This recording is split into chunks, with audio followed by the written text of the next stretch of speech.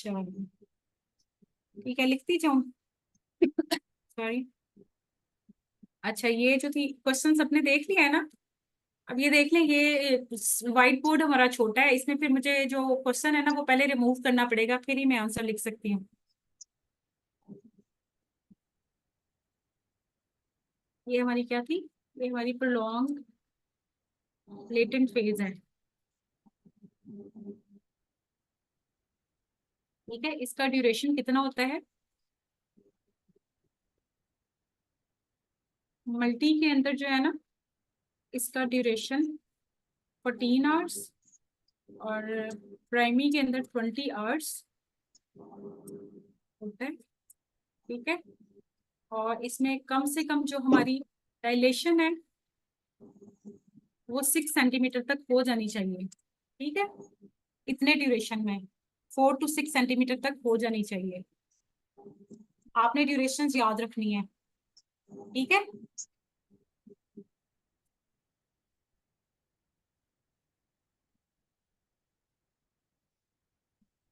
Next scenario पे चले।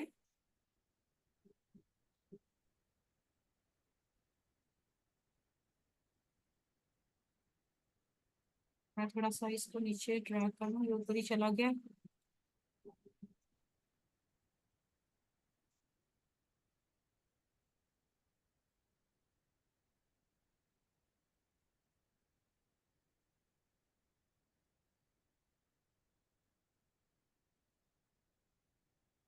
Next scenario पे चले। अक्सर बच्चे, ये जो है ना लेटेंट फेज की बात कर रहे हैं हम, ओवरऑल लेबर की बात नहीं कर रहे। ये सिर्फ जो लेटेंट फेज होता है ना, जिसमें फीमेल्स को हल्की हल्की सी पेन स्टार्ट होना शुरू होती हैं, उनको फील हो रहा होता है, उनको पेन्स आ रही हैं आइस, जब वो तो जब हम उनका एग्जामिन करते हैं, पीवी करते हैं, उस पर डायलेशन वगैरह सर्विक्स की कंडीशन देखते हैं, तो उस पर हमें आइडिया होता है कि वो लेटेंट फेज में चल रहे हैं। ठीक है, नेक्स्ट सिनेरियो पे चले। लेटेंट फेज में 3 to 4 सेंटीमीटर तक होती है, लेकिन जो है ना ड्यूरेशन ऑफ लेबर पे डिपेंड कर रहा होता है ना, जितना ड्यूरेशन होता है उसमें डायलेशन ज्यादा भी हो सकती है। ये हार्ड एंड फास्ट होता है, कि हार्ड एंड फास्ट रूल नहीं है, ये हर फीमेल के अंदर वेरी कर जाता होता है, किसी को बहुत जल्दी से डायलेशन हो जाती है, किसी को देर से डायलेशन होती है। लेकिन हमारी लेटेंट फेज के अंदर जो डायलेशन है वो 3 to 4 सेंटीमीटर तक होती है। 4 से 10 जो होती है ना हमारी active phase of first stage of labour के अंदर है। समझ आ गई?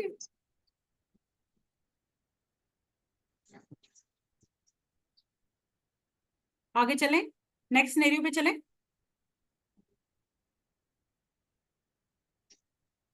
चलें जी, हम नेक्स्ट सिनेरियो पे चलते हैं। हमारे पास एक 22 ईयर ओल्ड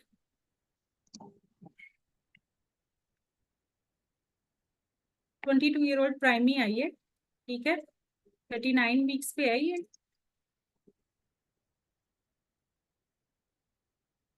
लेबर में आई है, कॉन्ट्रैक्शंस हो रही है उसको। ठीक है, और 8 सेंटीमीटर डायलेटेड है।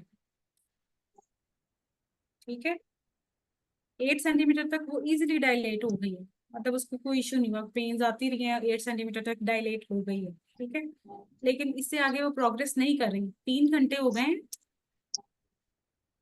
उसकी प्रोग्रेस रुक गई है, प्रोग्रेस नहीं हो रही। ठीक है, 8 सेंटीमीटर पे ही रुक गई है। ठीक है, उसको हमने असेस कर लेना है वाइटली।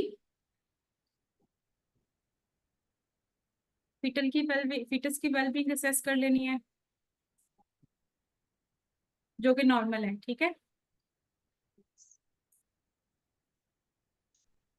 ठीक है। अब इस फेज में जब वो 8 सेंटीमीटर डायलेटेड है, 3 घंटे से उसमें कोई प्रोग्रेस नहीं हुई, तो हम इस चीज को क्या कहेंगे?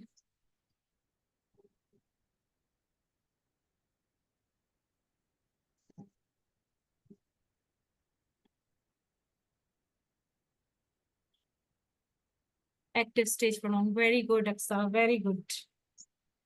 ठीक है, ये एक्टिव स्टेज हमारी जो है फर्स्ट स्टेज की, वो प्रोलॉन्ग हो गई है, इसमें अरेस्ट हो गई हुई है।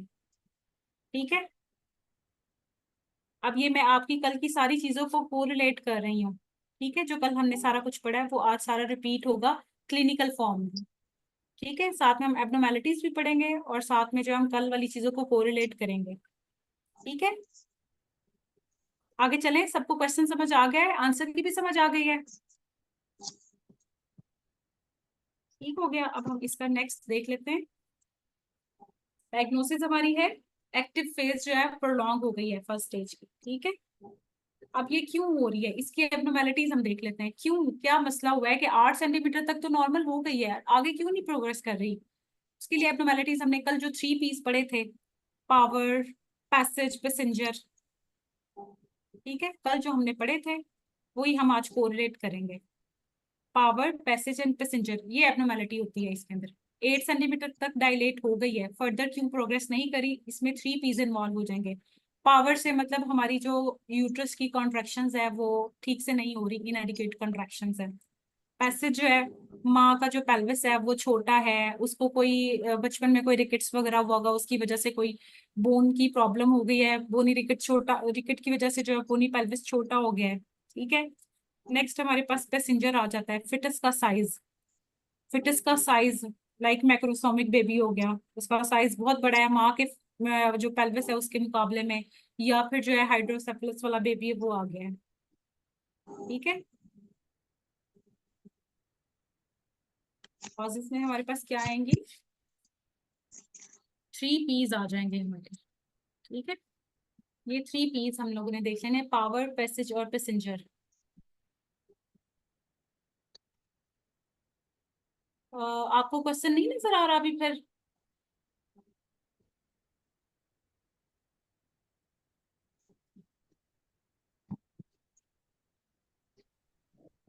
ओहो, आपको क्यों क्वेश्चन नजर नहीं आ रहा? बाकियों को नजर आ रहे हैं क्वेश्चन?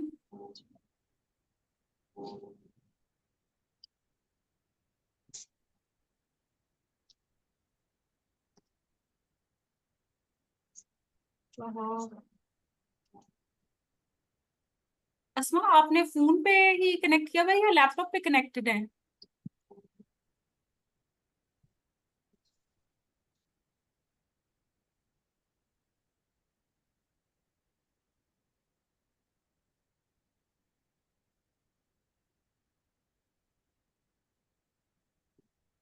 बाकी सब लोग भी फोन पे कनेक्टेड हैं?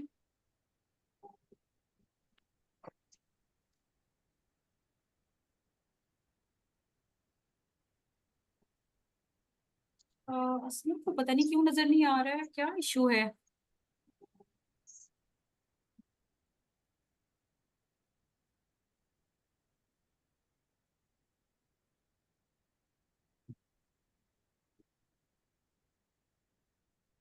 हाँ, आप ना डिस्कनेक्ट होके किसी और जो है ना फोन से कनेक्ट करें।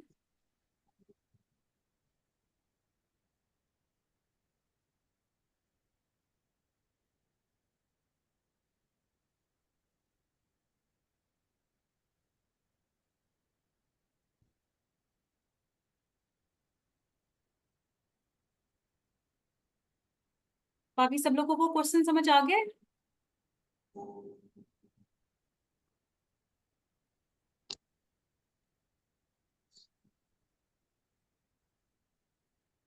सब लोग जो आते हैं सबको क्वेश्चन समझ आ गया है? आप लोगों को जो है ना, जो जेकेट में पेपर्स आते हैं ना, उसमें ऐसी चीजों से ही घुमाया फिराया होता है कि इतने सेंटीमीटर की डायलेशन होगी है, यहाँ पे ये इशू आ रहा है, मदर को, मदर का मसला या मदर की कोई हिस्ट्री दी होती है। अस्मा आप आ गई, आपको अब नजर आ रहा है?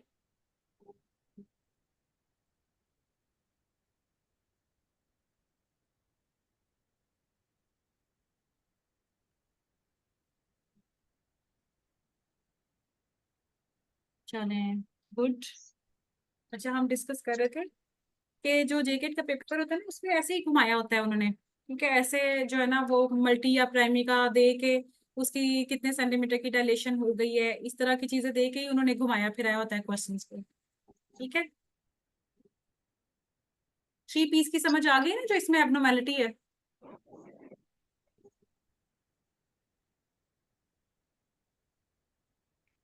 चलें आगे चलें, आगे हम इसकी मैनेजमेंट पे चलें। मैनेज कैसे करेंगे इसे?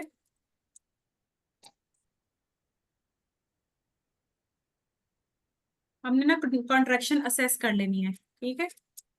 कॉन्ट्रैक्शन असेस कर लेनी है। कॉन्ट्रैक्शन मैंने कल भी बताया था कैसे असेस करते हैं, कोई बताना चाहेगा?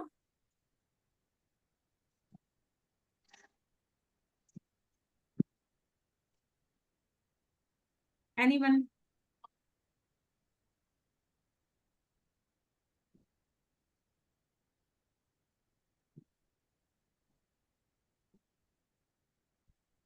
यस, पर एब्डोमिनल करके, एब्डोमिनल एग्जामिनेशन से, वेरी गुड। ठीक है, एब्डोमेन पैल्पेट करके हमने कॉन्ट्रैक्शन को असेस कर देना है, कर लेना है, ठीक है। कितनी कॉन्ट्रैक्शन होनी चाहिए? 4 to 5 कॉन्ट्रैक्शन पर 10 मिनट्स होनी चाहिए, तो ये नॉर्मल होता है, ठीक है। कॉन्ट्रैक्शन को हमने असेस कर लेना है। अगर तो हमारी एडिक्वेट नहीं है, कॉन्ट्रैक्शन इतनी नहीं आ रही, 2 कॉन्ट्रैक्शन पर 10 मिनट्स आ रही हैं, तो हम पेशेंट को ऑगमेंटेशन थेरेपी की तरफ ले जाएंगे, ऑगमेंटेशन ऑफ लेबर की तरफ ले जाएंगे, ठीक है। हमने उसको सिंटो चला देनी है, ठीक है। सिंटो के बारे में मैंने कल भी बताया था, 10 यूनिट्स IV इन ड्रिप एट 10 ड्रॉप्स। 100 ml की ड्रिप तैयार करते हैं हम, 10 ड्रॉप्स पे इसको चलाते हैं, ठीक है। हर 15 मिनट के बाद पेशेंट की जो हार्ट्स हैं फिटस के, वो सुनने के बाद हम ड्रॉप्स बढ़ाते जाते हैं, ठीक है। समझ आ गई है?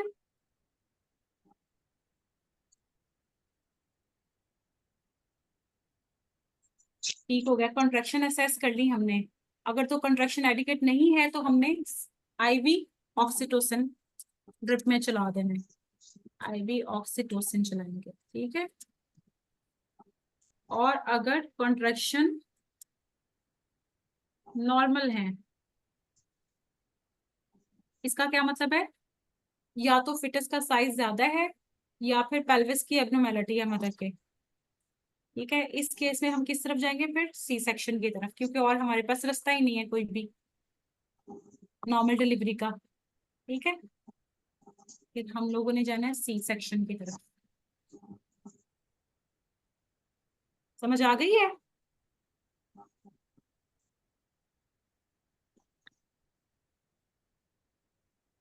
सबको समझ आ गई है?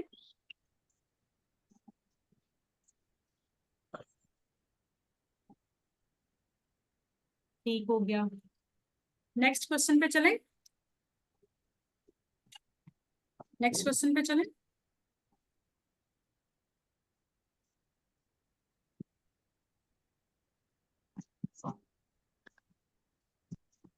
चलिए जी, नेक्स्ट क्वेश्चन है हमारा, 20 ईयर ओल्ड हमारे पास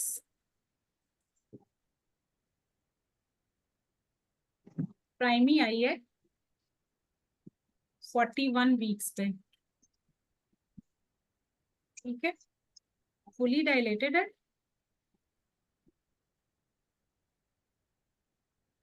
और वो पुश कर रही है। पुशिंग स्टेज मतलब उसकी सेकंड जो एक्टिव स्टेट है ना, सेकंड स्टेज की जो एक्टिव फेज है, उसमें चली गई, वो पुश कर रही है। जो उसको मेटरनल अर्ज टू पुश है ना, वो स्टार्ट हो गई हुई है, पुशिंग स्टार्ट हो गई हुई है, ठीक है। लेकिन स्टिल 3 घंटे गुजर जाने के बावजूद भी, 3 आवर्स से ज्यादा हो गया हुआ है, लेकिन स्टिल जो है ना, कोई प्रोग्रेस नहीं हो रही है। मतलब कि बेबी जो है वो डिसेंड नहीं कर रहा, नो डिसेंड, ठीक है, नहीं कर रहा। हालांकि है भी उसकी नॉर्मल पोजीशन कैफालिक है, ठीक है। बाकी वाइटली स्टेबल है पेशेंट, और फिटस भी नॉर्मल है, फिटस भी नॉर्मल है, ठीक है। उसकी हमने CTG वगैरह की है, तो वो नॉर्मल है, ठीक है। क्वेश्चन पढ़ लें, answer.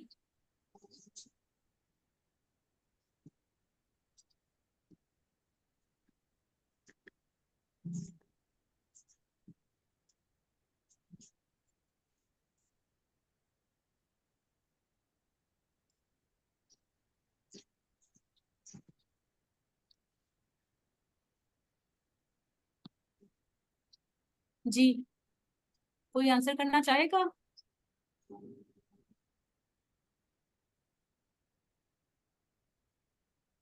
prolong active phase and start passive stage। Prolong active phase obstructed, हाँ yes Sabahat is right. Prolong second stage है हमारी।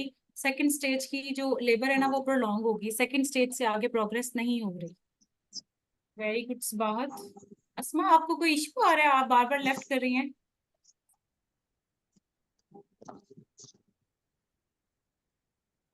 क्या हुआ आपको, फिर से स्क्रीन का इशू आ रहा है, स्क्रीन नहीं शो हो रही?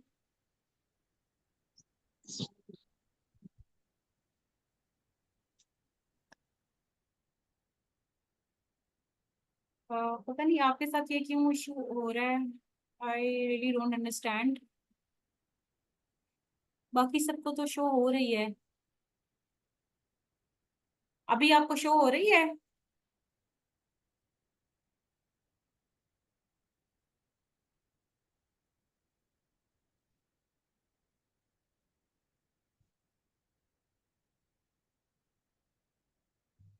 एड टेक्स्ट है? अच्छा टेक्स्ट में लिखा हुआ नहीं आ रहा, मैं तो इतना बड़ा बड़ा पूरे फुल साइज फॉन्ट में लिख रही हूँ। अच्छा मैं दूसरा पेन फिर यूज करने की कोशिश करती हूँ, तो शायद वो आपको नजर आ जाए तो।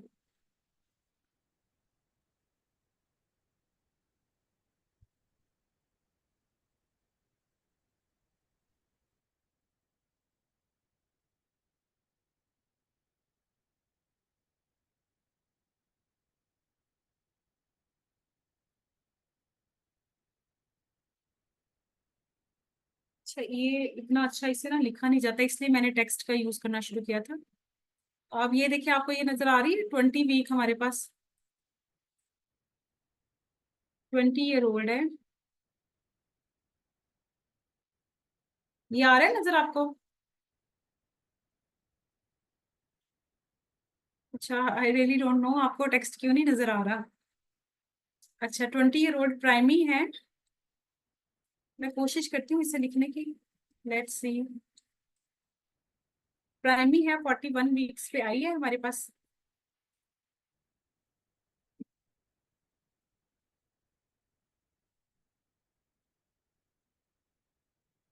41 वीक्स पे आई है, फुली डायलेटेड है।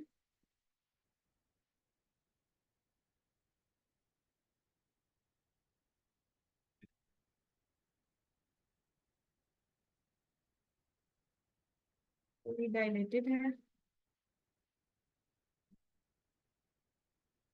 और पुशिंग स्टेज में है। क्या पुश कर रही है? जो हमारी सेकंड स्टेज की,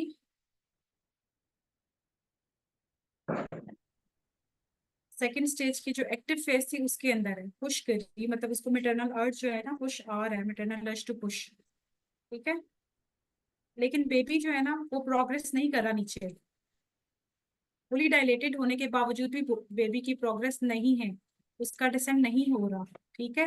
हालांकि बेबी की पोजीशन कफेलिक है। ठीक है, आप समझ आ गई क्वेश्चन की, सिनेरियो की समझ आ गई है?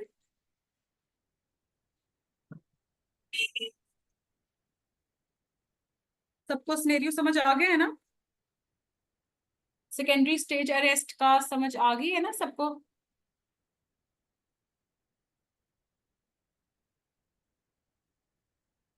चलें ठीक है। अब हम इसकी कॉजेज देख लेते हैं। कॉजेज में वही हमारे 3 P's ही आएंगे, ठीक है, जो हमने पहले डिस्कस किए हैं। 3 P's ही आएंगे। ठीक है। असमा अब आपको समझ आ गई, आप नजर आ रहे हैं, आपको स्क्रीन शो हो रही है?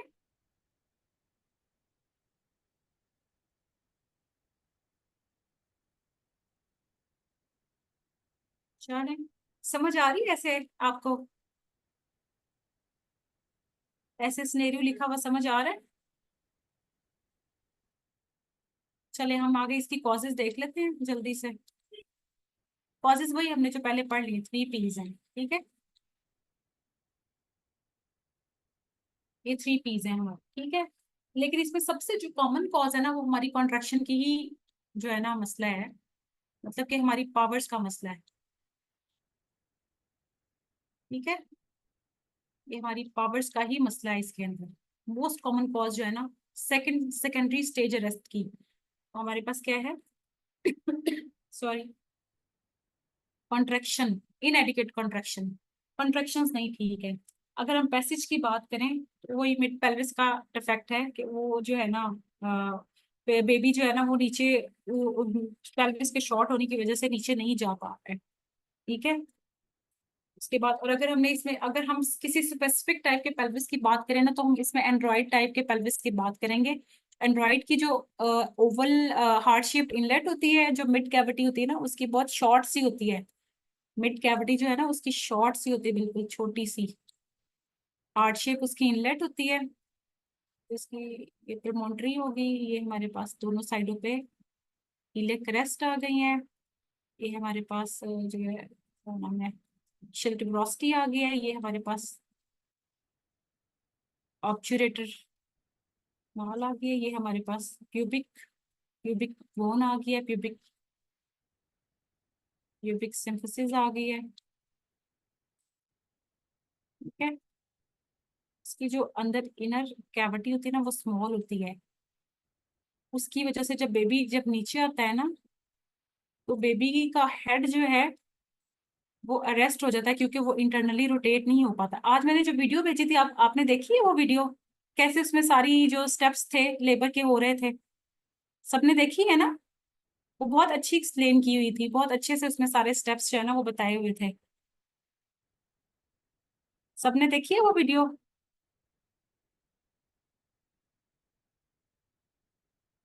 चलिए, वेरी गुड। अच्छा, इस जो मिड पेल्विस होता है ना एंड्रॉइड टाइप पेल्विस का, वो बिल्कुल छोटू सा होता है, और उसके अंदर की तरफ स्पाइंस होती हैं ऐसे, प्रोमिनेंट स्पाइंस होती है, जिसकी वजह से बेबी जो है ना वो इंटरनली रोटेट नहीं कर पाता। इंटरनली रोटेट बेबी का हेड तभी करता है जब उसका ये अंदर मिड पेल्विस का स्ट्रक्चर जो होता है ना वो नॉर्मल हो। ठीक है। अब बेबी जो है ना, क्योंकि इंटरनल रोटेशन नहीं होती, वो डीप ट्रांसफर अरेस्ट में चला जाता है। ठीक है।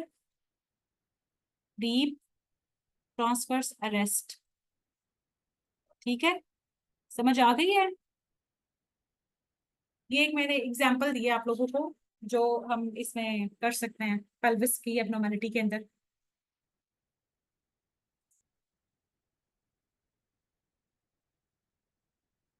समझ आ गई है? सेकेंडरी स्टेज अरेस्ट की समझ आ गई है? आगे मैनेजमेंट पे चलें।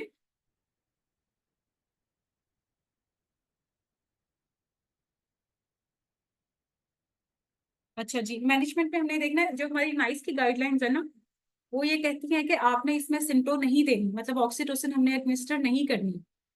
ठीक है। ऑक्सीटोसिन को इसमें एडमिनिस्टर नहीं करना सेकेंडरी स्टेज अरेस्ट में। ये पहले तो हमने देख लेना ना पेशेंट का जो है वो पीवी करके ना हम असेस कर लेते हैं मेटरनल मेटरनल पेल्विस की क्या सिचुएशन है, किस तरह का पेल्विस है। ठीक है, वो असेस हो जाता है, स्पाइंस को जो है ना पैल्पेट करके आइडिया हो जाता है कि कॉन्ट्रैक्टेड पेल्विस है। तो इस केस में जो है ना फिर हमने देख लेना है कि उसको हम सिंटो का ट्रायल तो बिल्कुल नहीं दे सकते, क्योंकि बेबी आगे पास आउट ही नहीं कर सकता। लेकिन अगर उसकी कॉन्ट्रैक्शन इनएडिक्वेट है तो फिर हम सिंटो का ट्रायल दे देते हैं, हमारे यहाँ पे देते हैं। ठीक है, सिंटो का। लेकिन नाइस की गाइडलाइंस यही कहती है, जब हमारी सेकेंडरी ट्रांसफर अरेस्ट या कोई भी सेकेंडरी स्टेज का अरेस्ट आता है, तो हम लोगों ने इसको सिंटो नहीं देनी। अगर बेबी नीचे आ गया है तो फिर हम लोगों ने इसकी या इंस्ट्रूमेंटल वेजाइनल डिलीवरी करनी, लेकिन मोस्टली केसेस में हम सी सेक्शन की तरफ ही प्रोसीड करते हैं। ठीक है। समझ आ गई है? सबको समझ आ गई है? अभी तक कोई क्वेश्चन?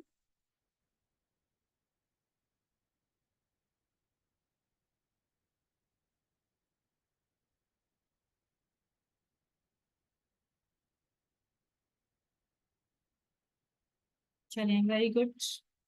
अगले क्वेश्चन पे चलें।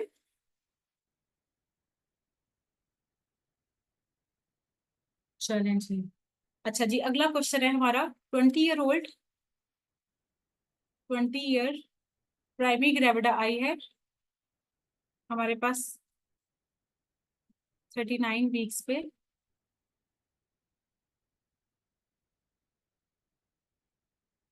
स्पोंटेनियस वेजाइनल डिलीवरी हो गई है। ठीक है, एसवीडी हो गई है। इसकी डिलीवरी हुई है बेबी की 3.5 mg और 3.5 kg बेबी हुआ है उसका। ठीक है, विद गुड एबगार स्कोर। ठीक है, एबगार स्कोर के साथ।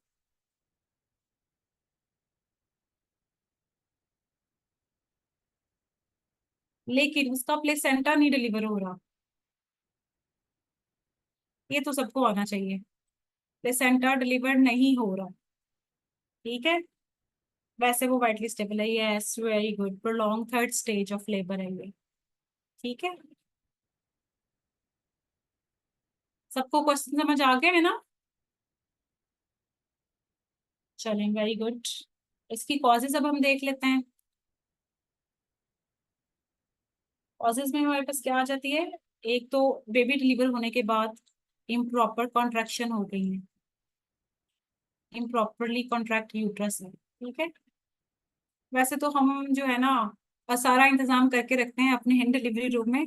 हम जैसे ही बेबी का इंटीरियर शोल्डर डिलीवर होते हैं, हम साथ ही पेशेंट को जो है ना इंट्रामस्कुलरली 10 यूनिट्स इंटो दे देते हैं, 10 यूनिट्स जो है ना आईएम दे देते होते हैं, ताकि हमारा जो यूट्रस है ना वो कॉन्ट्रैक्टेड स्टेट में रहे। ठीक है। लेकिन कभी होता है कि अगर ना हो, प्रॉपरली इम्प्रॉपर कॉन्ट्रैक्शन हो जाए, प्लेसेंटा डिलीवर नहीं होता है। मेरे साथ ऐसा बहुत बार हुआ है और मुझे फिर मैन्युअली रिमूव करना पड़ा है। ठीक है। इम्प्रॉपर कॉन्ट्रैक्शन की वजह से जो है ना कॉर्ड मेरे से टूट जाती होती है, क्योंकि कॉन्ट्रैक्टेड नहीं होती, कॉर्ड टूट जाती है, प्लेसेंटा अंदर ही होता है अभी तक। ठीक है। या फिर प्लेसेंटा ही एबनॉर्मल होता है हमारा। प्लेसेंटा जो होता है ना वो एडहेरेंट होता है। ठीक है, लाइक इनक्रेटा हो गया, प्लेसेंटा इनक्रेटा, एक्रेटा और परक्रेटा। ठीक है। इनके बारे में हम जब पढ़ेंगे ना, इसकी हमारी ऑब्स्ट्रेटिक कॉम्प्लिकेशन या एबनॉर्मेलिटीज, तो उसमें हम बड़े तफसील से इनको पढ़ेंगे। ये टर्म्स बहुत इंपॉर्टेंट है और ये आती हैं सिनेरियो में। ठीक है। ठीक है। प्लेसेंटा की प्लेसेंटा ही हमारा जो है ना वो ठीक नहीं है, वो अंदर जुड़ा हुआ है, मेम्ब्रेन्स के साथ जुड़ा हुआ है, वो वहां से सेपरेट नहीं हो पा रहा है, या फिर इम्प्रॉपर कॉन्ट्रैक्शंस हैं। ये हमारी कॉजेज होगी। सबको समझ आ गई है?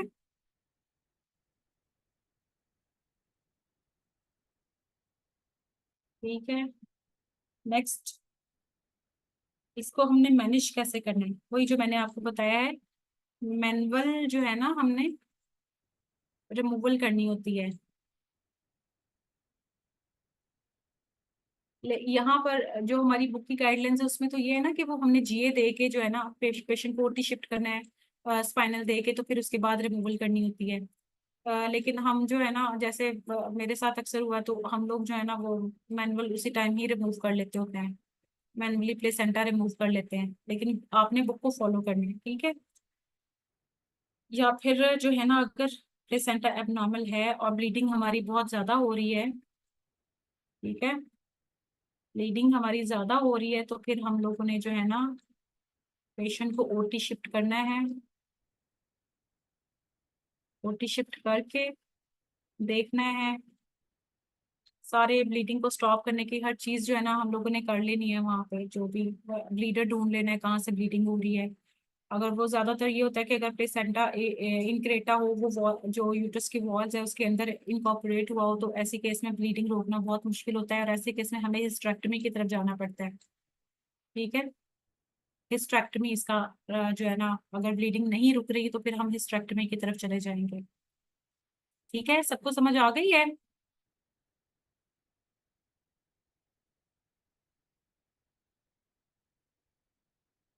चलो, वेरी गुड।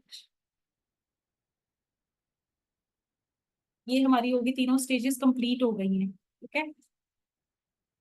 इसके बाद हम करते हैं अब, यहाँ तक सबको समझ आ गई है? थर्ड स्टेज ऑफ लेबर की, सना थर्ड स्टेज ऑफ लेबर की बात करेंगे आप? अच्छा, थर्ड स्टेज ऑफ लेबर में हम लोगों ने जो है ना अगर इन केस आपका जो है ना वो प्लेसेंटा डिलीवर नहीं हुआ, कॉर्ड टूट गई या किसी भी वजह से इम्प्रॉपर कॉन्ट्रैक्शन है, तो सॉरी, तो हम लोगों ने ना मैनुअली उसको रिमूव करना है अंडर जीए, मैनुअल रिमूवल करनी है प्लेसेंटा की। ठीक है। और अगर जो है प्लेसेंटा की एबनॉर्मेलिटी है, लाइक प्लेसेंटा इनक्रेटा है, वो प्लेसेंटा की वॉल्स के अंदर इनकॉर्पोरेट हुआ हुआ है, तो ऐसे केस में जो ब्लीडिंग होती है ना उसको रोकना बहुत मुश्किल होता है। ये हम ऑब्स्टेट्रिक इमरजेंसीज में पढ़ेंगे आगे, कि इसके जो जो मेथड्स होते हैं, लेकिन बाजू का ऐसा होता है कि ब्लीडिंग नहीं रुकती, फिर हमें हिस्टेरेक्टमी करनी पड़ती है। क्योंकि ऐसे जो है ना मदर जो है ना वो उसके कोलैप्स होने के चांसेस होते हैं, वो फिर आपको पता है ज्यादा बुरा हो सकता है। ठीक है, समझ आ गई है। नेक्स्ट चलते हैं हम इंडक्शन ऑफ लेबर की तरफ। अच्छा, आप लोग स्लाइड्स को गो थ्रू करना चाहते हैं? वैसे तो हमारा ऑलमोस्ट इधर सारा कुछ हो गया है, अगर आप कहते हैं तो मैं आपको स्लाइड से भी गो थ्रू करवा दूंगी एक दफा। चलें, ठीक है। अच्छा, चलें हम नेक्स्ट स्टेप पे जाते हैं, इंडक्शन ऑफ लेबर की तरफ। इंडक्शन में हम सिनेरियो हमारे पास क्या है, 30 ईयर ओल्ड। 30 ईयर ओल्ड हमारे पास प्राइमरी ग्रेविडा आई है एट 41 वीक्स पे। ठीक है, बुक थी वो पहले से ही। ठीक है, उसने अपने जो है ना अब तक सारे जो है ना स्कैन्स वगैरह अपनी सारी इन्वेस्टिगेशंस करवाई हैं। ठीक है, 30 year old primary gravida at 41 weeks पे आई है हमारे पास। इसको पेन्स नहीं स्टार्ट हो रही। ठीक है, पेन्स नहीं आ रही। ठीक हो गया, इसका सारा डेटा हमारे पास मौजूद है। ठीक है, मतलब वो बिल्कुल नॉर्मल हेल्दी प्रेगनेंसी है, बेबी की पोजीशन ठीक है, कोई प्लेसेंटा की एब्नॉर्मेलिटी का इशू नहीं है, सब कुछ नॉर्मल है, लेकिन उसको पेन्स नहीं स्टार्ट हो रही। तो हमारा प्लान ऑफ मैनेजमेंट क्या होगा, नेक्स्ट नेक्स्ट हम क्या प्लान करेंगे उसको, जो मैं पहले ही बता चुकी हूँ, लेकिन चलें। यस, इंडक्शन कर देंगे उसकी। ठीक हो गया, इंडक्शन ऑफ लेबर करेंगे। अब हम देख लेते हैं इंडक्शन हमने कब करनी होती है। आप लोगों को आइडिया होगा जिन्होंने गायनी में काम किया है, जब मोर देन 40 वीक्स गुजर जाएं तो हम इंडक्शन की तरफ चले जाते हैं। ठीक है, पेन्स नहीं आ रही, मोर देन 40 वीक्स हो गए हैं, तो हम इंडक्शन की तरफ चले जाएंगे। ठीक है, अब जो है हम देखते हैं इसकी क्या इंडिकेशंस होती हैं। इंडिकेशंस क्या होती हैं? तो यार ये टूटा फूटा लिखा जा रहा है, सबको समझ आ रही है ना? सबको समझ आ रही है ऐसे लिखे हुए की?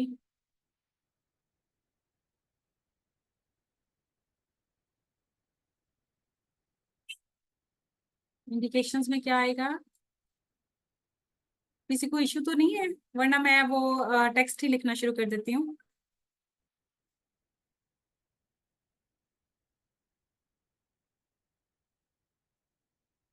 जवाब दें।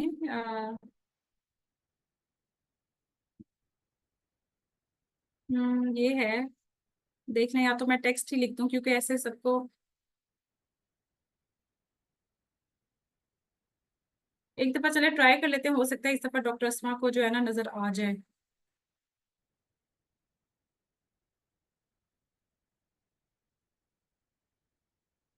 अच्छा अस्मा, एक दफा देख लें, अगर आपको इस बार नजर आ जाए तो। अब देखिए, आ रहा है नजर आपको?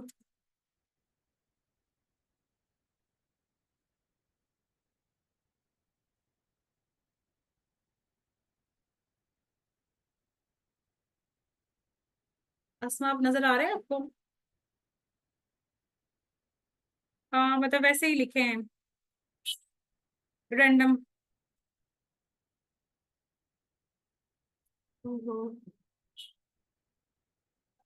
ये आई गेस आपके फोन का कोई इशू है, वरना मेरी तरफ से तो इशू नहीं है क्योंकि सबको बाकियों को नजर आ रहा है।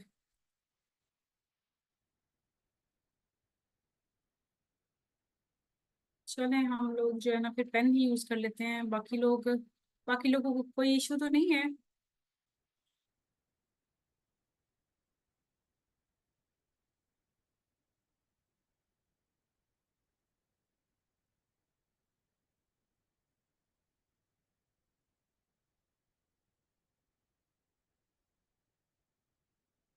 आगे चलें इंडिकेशंस पे।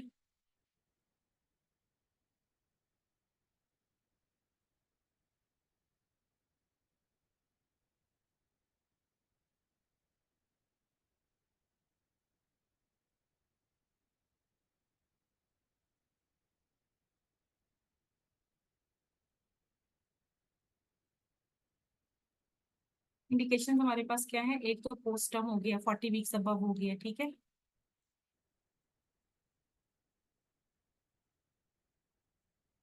या फिर हमारे पास अनकंट्रोल्ड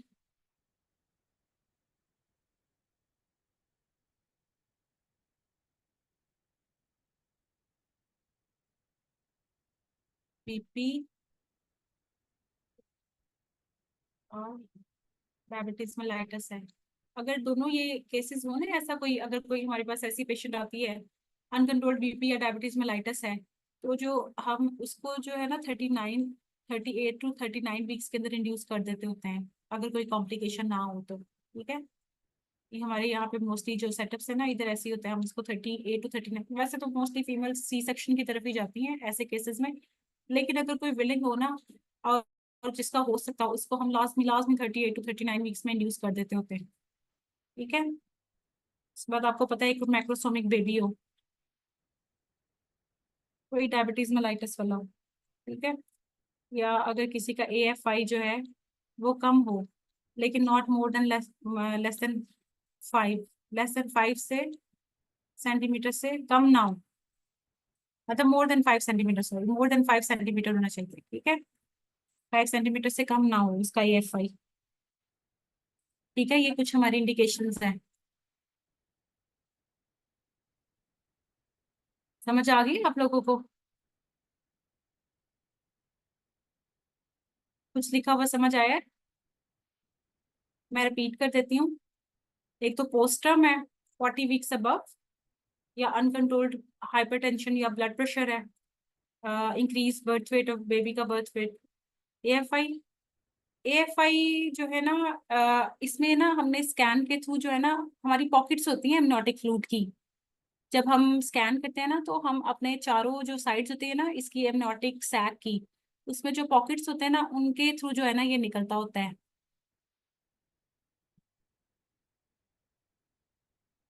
चारों जब चारों सैक्स जो होती है ना, बिग सैक्स होती हैं और स्मॉल सैक्स होती हैं। बाकी इसका एग्जैक्ट जो है ना वो मैं आपको देख के बता दूंगी, एग्जैक्ट जो है ना इसका मुझे अभी जेहन में नहीं आ रहा। AFI आपको नॉर्मल वैल्यूज तो पता होंगी ना, नॉर्मल वैल्यूज क्या होती हैं? 12 to 20 तक होना चाहिए नॉर्मल वैल्यूज जो होती हैं। 10 से नीचे ओलिगो हो जाता है, 25 से ऊपर हो तो पोली होता है। ये हम एब्नॉर्मलिटीज में पढ़ेंगे, बल्कि तभी हम AFI के बारे में भी मजीद पढ़ लेंगे, ठीक है।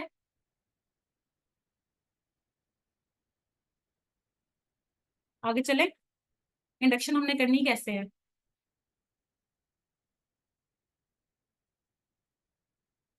इंडक्शन का किसी को आइडिया है कैसे करते हैं?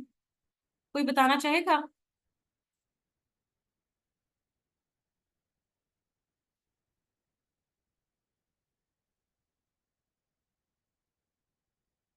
टैबलेट यूज करते हैं, सबलिंगुअल, ठीक है। और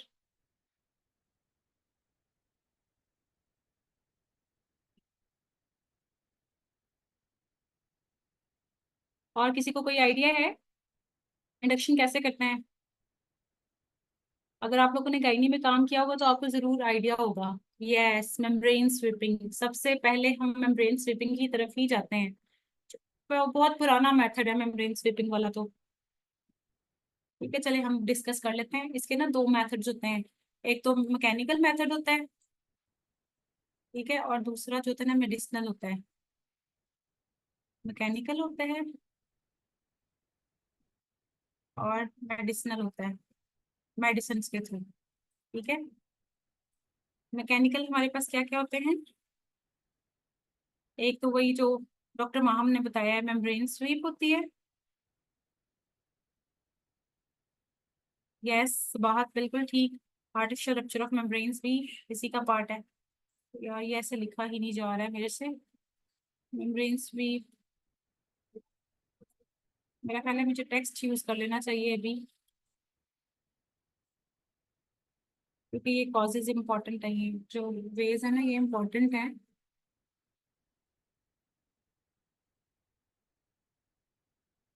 सुबह डॉक्टर सुबह मैं आपको ना बाद में ये लिख के भेज दूंगी, ठीक है, अगर आपको यूज नहीं आए, ये नजर ना आए तो। कौन से दो वेज है, मैकेनिकल है? मैकेनिकल के अंदर हमारे पास कौन कौन से आ जाते हैं? एक तो मेम्ब्रेन स्वीप्स,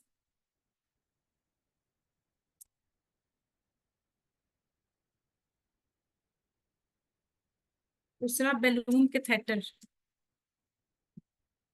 बैलून कैथेटर के बारे में किसी को आइडिया है? बैलून कैथेटर के बारे में किसी को आइडिया हो कोई?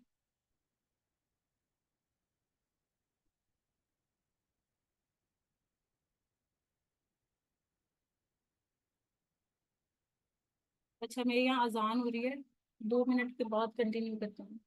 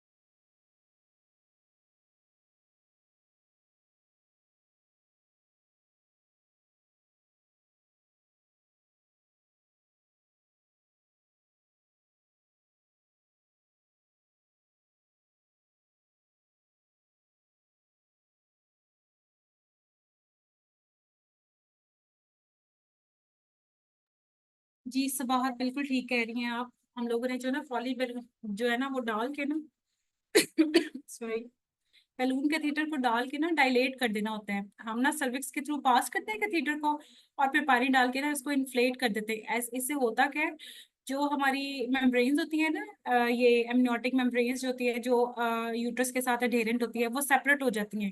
ये भी एक मेम्ब्रेन स्वीप की एक टाइप ही है। लेकिन ये नॉर्मली नहीं हम करते हैं। ये हम लोगों ने कब करना होता है, जब अगर कोई ऐसी फीमेल हो जिसका जो है ना बेबी एबनॉर्मल हो, और उसको 4 to 5 वीक्स के अंदर हमने डिलीवर करवाना हो। तो ऐसे केसेस में जो है ना उसके पीछे प्रीवियसली कोई सिजेरियन सेक्शन वगैरह हुआ हो, तो ऐसे में हम जो है ना, अगर वो बेबी जो है ना वो नहीं रखना चाह रहे हैं बेबी एबनॉर्मल होने की वजह से, तो ऐसे केसेस में हम मोस्टली जो है ना बैलून के थिएटर का यूज करते हैं। ठीक है। जैसे जैसे वो डायलेट होती है, कॉन्ट्रेक्शन शुरू हो जाती है मेम्ब्रेन स्वीप होने की वजह से। मेम्ब्रेन स्वीप से होता क्या है, मेम्ब्रेन स्वीप जब होती है तो उससे प्रोस्टाग्लैंडिन रिलीज होते हैं। ठीक है, प्रोस्टाग्लैंडिन रिलीज होते हैं, GE2 की फॉर्म में होते हैं ये रिलीज होते हैं। इनका क्या काम होता है कि इन्होंने कॉन्ट्रैक्शन स्टार्ट करनी होती है, कॉन्ट्रैक्शन करवाते हैं यूट्रस की। ठीक है, मेम्ब्रेन स्वीप से ऐसे होती है इंडक्शन। ठीक है, बैलून कैथेटर से भी जो है ना, लेकिन बैलून कैथेटर को हम नॉर्मली नहीं, एबनॉर्मल बेबीज के लिए यूज करते हैं, कि उनको 4 to 5 वीक के अंदर अगर डिलीवर करवाना हो मोस्टली। ठीक है, उसके बाद हमारे पास नेक्स्ट जो मेथड है, आर्टिफिशियल रप्चर ऑफ मेम्ब्रेन का। ARM करना होता है। ARM आपको आइडिया होगा कि जब पेशेंट होते हैं ना, लेबरिंग होती है, तो हम सीजर से जो है ना वो छोटा सा कट लगा के आर्टिफिशियल जो है ना रप्चर कर देते थे मेम्ब्रेन्स की। ठीक है, इससे भी जो है ना प्रोस्टाग्लैंडिन की ही रिलीज होती है। प्रोस्टाग्लैंडिन जो हमारे मेन रोल प्ले कर रहे होते हैं कॉन्ट्रेक्शन को स्टार्ट करवाने में। ठीक है, स्वीपिंग के कितने घंटे बाद? स्वीपिंग के फौरन बाद ही पेन्स आना शुरू हो जाती हैं। जब आप स्वीप करते हो ना, स्वीपिंग करके ऐसा नहीं होता कि आपने एक दफा स्वीप कर दिया तो उसके बाद छोड़ दिया है। स्वीपिंग को भी जो है ना आपने जो है वो देखते रहना होता है, उसको मॉनिटर मॉनिटर करते रहना होता है। लेकिन जैसे आप फर्स्ट टाइम स्वीप करते हैं, तो क्योंकि वो प्रोस्टाग्लैंडिन तो रिलीज होते हैं, कॉन्ट्रैक्शन तो वो स्टार्ट करवा देते हैं फौरन ही। लेकिन चूंकि कॉन्ट्रैक्शंस कितनी हो रही हैं, किस हिसाब से प्रोग्रेस हो रही है लेबर, ये हमने मॉनिटर करते रहना होता है। ठीक है, ये हमारे थे मैकेनिकल मेथड्स। नेक्स्ट हमारे आ जाते हैं मेडिसिनल मेथड। मेडिसिनल में जो है, जैसे अक्सर ने बताया था कि हम लोग टैबलेट यूज करते हैं, लेकिन टैबलेट कौन सी यूज करते हैं? वही प्रोस्टाग्लैंडिन की टैबलेट यूज करते हैं। ये टैबलेट फॉर्म में भी होते हैं और जेल फॉर्म में भी होते हैं। ठीक है, 0.5 से लेके 10 सेंटीमीटर तक इनकी स्ट्रेंथ होती है। इसमें थ्री जो है ना जो है 3 मिलीग्राम, 3 to 10, 0.5 से 10 मिलीग्राम। ठीक है, थ्री जो होती है ना, हम लो डोज पे स्टार्ट करते होते हैं। थ्री जो होती है ना, वो लो थ्रेशोल्ड लेवल को स्टार्ट करने के लिए जो है ना, हम यूज करते हैं 3 मिलीग्राम की टैबलेट को। ये जरूरी नहीं है आप लोगों के लिए, ये हम जो मोस्टली यूज करते हैं वो बता रही हूँ मैं आपको, ये आप लोगों को याद रखने की जरूरत नहीं है। ठीक है, टैबलेट की फॉर्म में भी होता है और जेल की फॉर्म में भी होता है। ठीक है, और इसको हम लोगों ने क्या करना होता है, बाकी पेशेंट का सारा स्टेटस वगैरह देख के, कि वो सारा एग्जामिनेशन करके, उसकी एब्डोमेन पल्पेट करके, पीवी करके, सब कुछ असेस करके, फिटस का स्टेटस, उसके बाद फिर हम लोगों ने जो है ना उसको टैबलेट देनी होती है। वजाइना के थ्रू भी दे सकते होते हैं, या फिर जो है ना हम लोगों ने सबलिंगुअल देनी होती है। जैसे ही वो जाएगी हमारी सर्कुलेशन के अंदर एंटर होगी, फॉरन से वो जो है कॉन्ट्रैक्शन स्टार्ट करवाना शुरू कर देगी। ठीक है,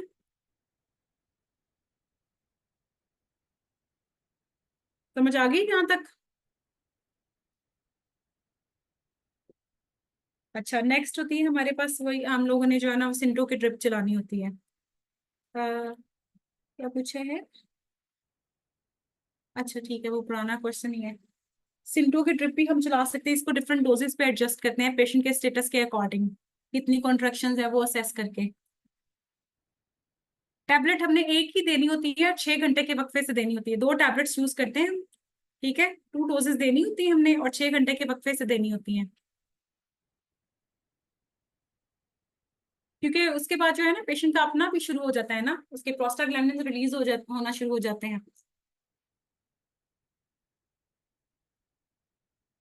ठीक है,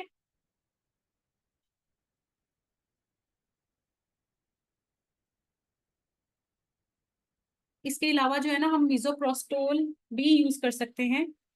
लेकिन मीजोप्रोस्टोल जो है ना वो बहुत ज्यादा कॉन्ट्रैक्शन करवाते हैं, मतलब इससे इतनी ज्यादा पेन होती है कि जो है ना, बस आप समझ लें बंदा मरने वाली कंडीशन से ही वापस आता होगा। तो ये हम नॉर्मल बेबीज के साथ जो है ना वो यूज नहीं कर सकते। इसको जब आईयूडी बेबी हो जाता है ना, तो उसको डिलीवर करने के लिए हम लोगों ने मीजोप्रोस्टोल देनी होती है। ठीक है, समझ आ गई है? ये हमारे मेडिसिनल मेथड्स थे।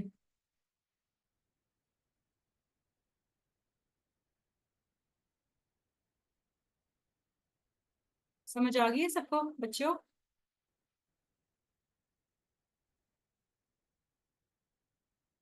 नेक्स्ट चलें। अच्छा, ये तो हमारा सारा कंप्लीट हो गया हुआ है स्टेजेस का। इसके बाद एक कॉम्प्लिकेशन मैंने आपको एक करवानी थी, ऑब्स्टेट्रिक कॉम्प्लिकेशन आज। बाकी कॉम्प्लिकेशन तो हम जब हमारा वो आएगा तो ही हम करेंगे। ठीक है, इसका सिनेरियो हम आज करते हैं। अस्मा, आपको स्क्रीन शो हो रही थी अब? आपको टेक्स्ट नजर आ रहा था?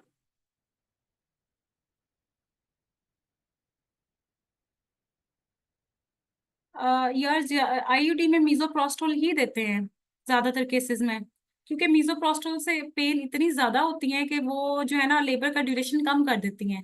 अब चूंकि आईयूडी बेबी होता है, उसको हम लोगों ने जिंदा रख के क्या ही वो डिलीवर करना है, इसलिए हम लोगों ने मीजोप्रोस्टोल देना होता है। अच्छा, आपको अभी भी स्क्रीन शो नहीं हुई? अच्छा चलें फिर, सिनेरियो हम दूसरी तरह लिख लेते हैं फिर।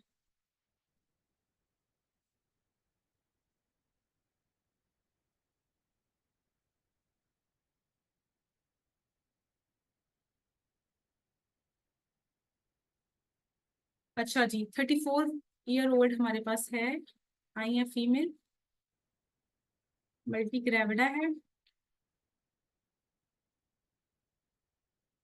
34 वीक्स पे आई है।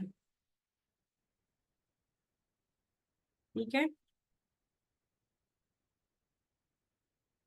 रेगुलर कॉन्ट्रैक्शंस हैं उसकी।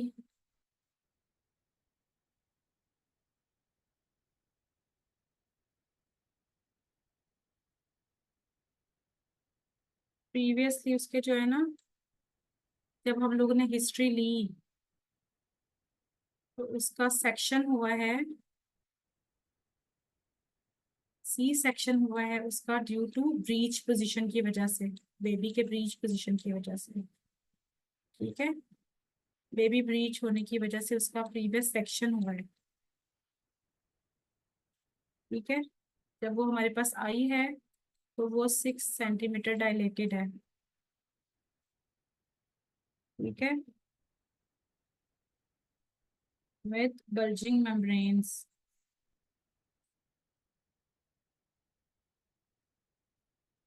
सबको सिनेरियो समझ आ रहा है? 34 ईयर ओल्ड फीमेल आई है, 34 वीक्स पे रेगुलर कंट्रक्शन हो रही हैं उसको। प्रीवियसली उसकी जो है ना सी सेक्शन की हिस्ट्री है ड्यू टू ब्रीच पोजीशन की वजह से। अभी जब वो आई है हमने इसको असेस किया है तो 6 सेंटीमीटर डायलेटेड है विद बल्जिंग मेम्ब्रेन के साथ। ठीक है,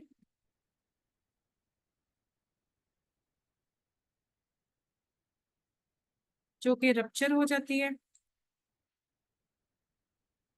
जो बल्जिंग मेम्ब्रेन्स जो हमें नजर आ रही थी ना, जब हम उसका एग्जामिनेशन करते हैं तो वो रप्चर हो जाती हैं। ठीक है,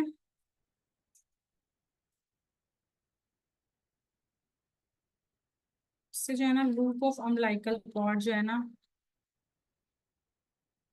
वो बाहर आ जाता है। ठीक है, सर्विक्स से बाहर प्रोट्रूड कर जाता है। इस सिचुएशन को हम क्या कहेंगे?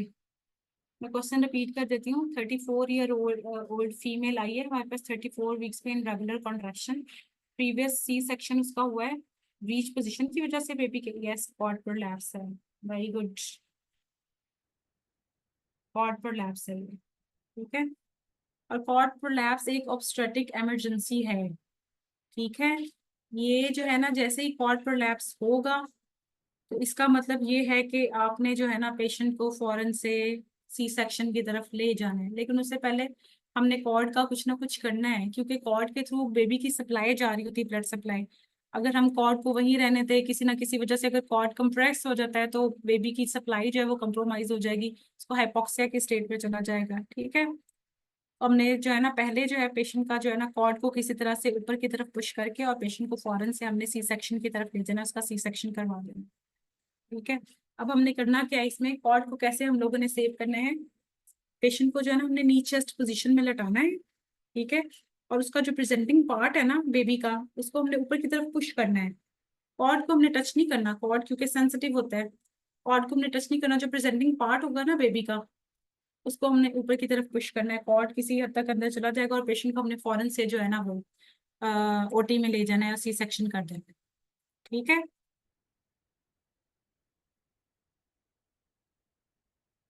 समझ आ गई है?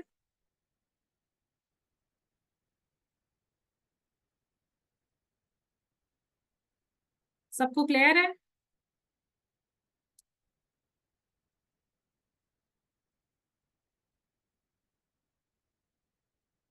ठीक हो गया।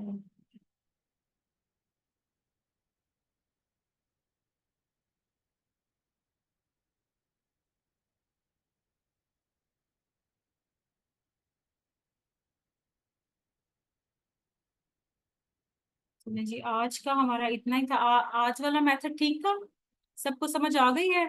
मैंने अपनी पूरी कोशिश की है आज आपको जो है ना सब कुछ जितना मेरे से हो सकता था कवर करवाने की। अभी हम जो है ना स्लाइड्स को गो थ्रू कर लेते हैं, इसके बाद स्लाइड्स में भी यही सब कुछ ही है।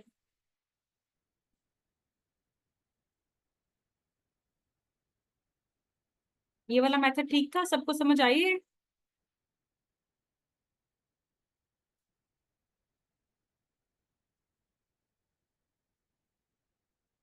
चलें जी, गुड है। चलें अब हम जाते हैं अपनी स्लाइड्स की तरफ। ये हमारी अब नॉर्मल लेबर कंप्लीट हो गई हुई है आज। ठीक है,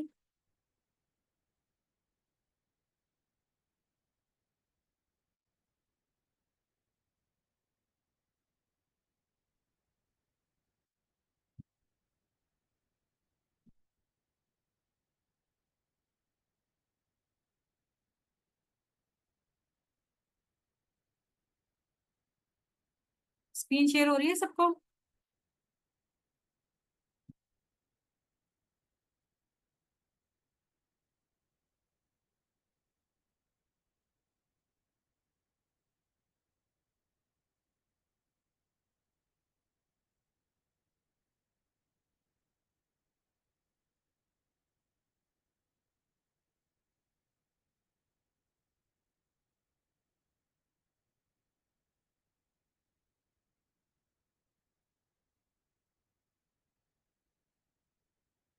ये चैट जो है ना सारा ही खुल गया। चलिए, चलिए हम स्लाइड्स को गो थ्रू कर लेते हैं जल्दी से।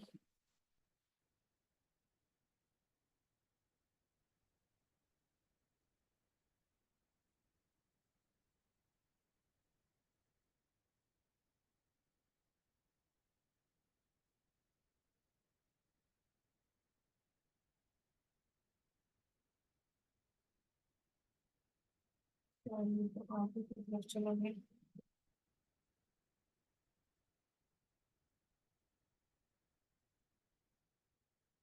यस, ये हमारी स्लाइड नंबर 1 है। ठीक है, शो हो रही है सबको slide?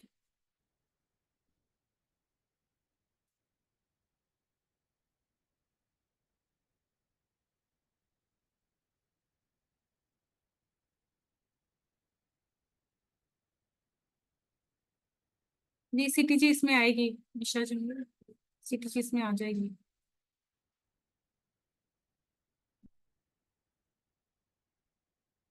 Abnormal labour, abnormal labour को हम लोगों ने कैसे देखना होता है? सबसे पहले हम लोगों ने प्रोग्रेशन देखनी है लेबर की। ठीक है, पैटर्न किस तरह का प्रोसीड हो रहा है लेबर का, और फीटल कंप्रोमाइज को असेस कर लेना होता है। ठीक है, अब उसमें हम वही first stage, second stage, third stage, ठीक है, इसको असेस करते हुए उसके लिहाज से जो मैंने आपको पीछे पढ़ा दिया बस सिनेरियो के लिहाज से उसकी मैनेजमेंट करनी है। सबको याद है ना? सबको याद है जो भी अभी हमने सिनेरियो बेस्ड की है स्टडी? चलो ठीक है।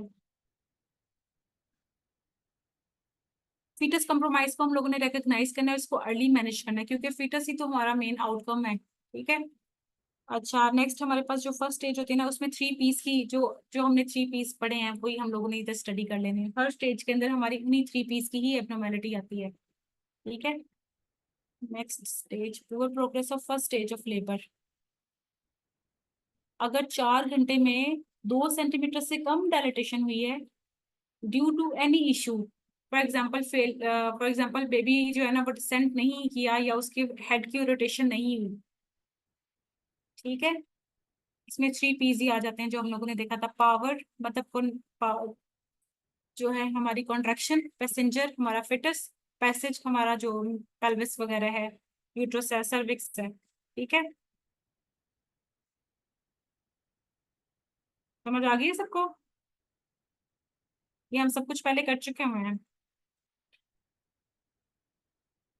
अच्छा, जो हमारी मेन कॉज होती है ना फर्स्ट स्टेज की, dysfunction of uterine cavity, uterus हमारी पावर की जो मेन होती है वो ज्यादा कॉमन किस में होता है? प्राइमरी ग्रेविडा के अंदर और ओल्डर वुमेन के अंदर होता है। असेसमेंट हम सारी एग्जामिनेशन से, टोपोग्राफी से, जो आईयू प्रेशर के थेटर्स होते हैं उनके थ्रू करते होते हैं। ठीक है, ये कॉन्ट्रेक्शन मैंने आपको बताई थी, जो नॉर्मल कॉन्ट्रेक्शन होती है वो 4 to 5 कॉन्ट्रेक्शन पर 10 मिनट्स होती है। ठीक है,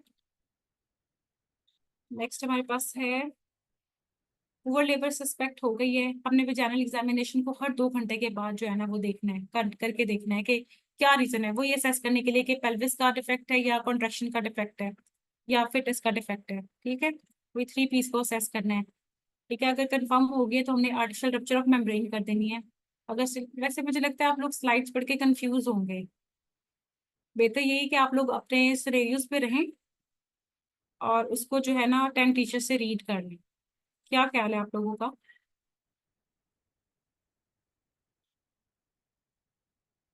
आप लोग जैसे सजेशन देंगे मैं वैसे ही कर लूंगी।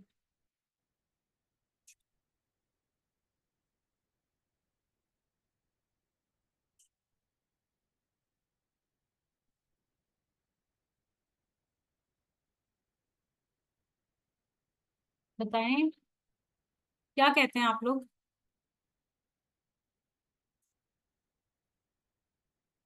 चलें ठीक है।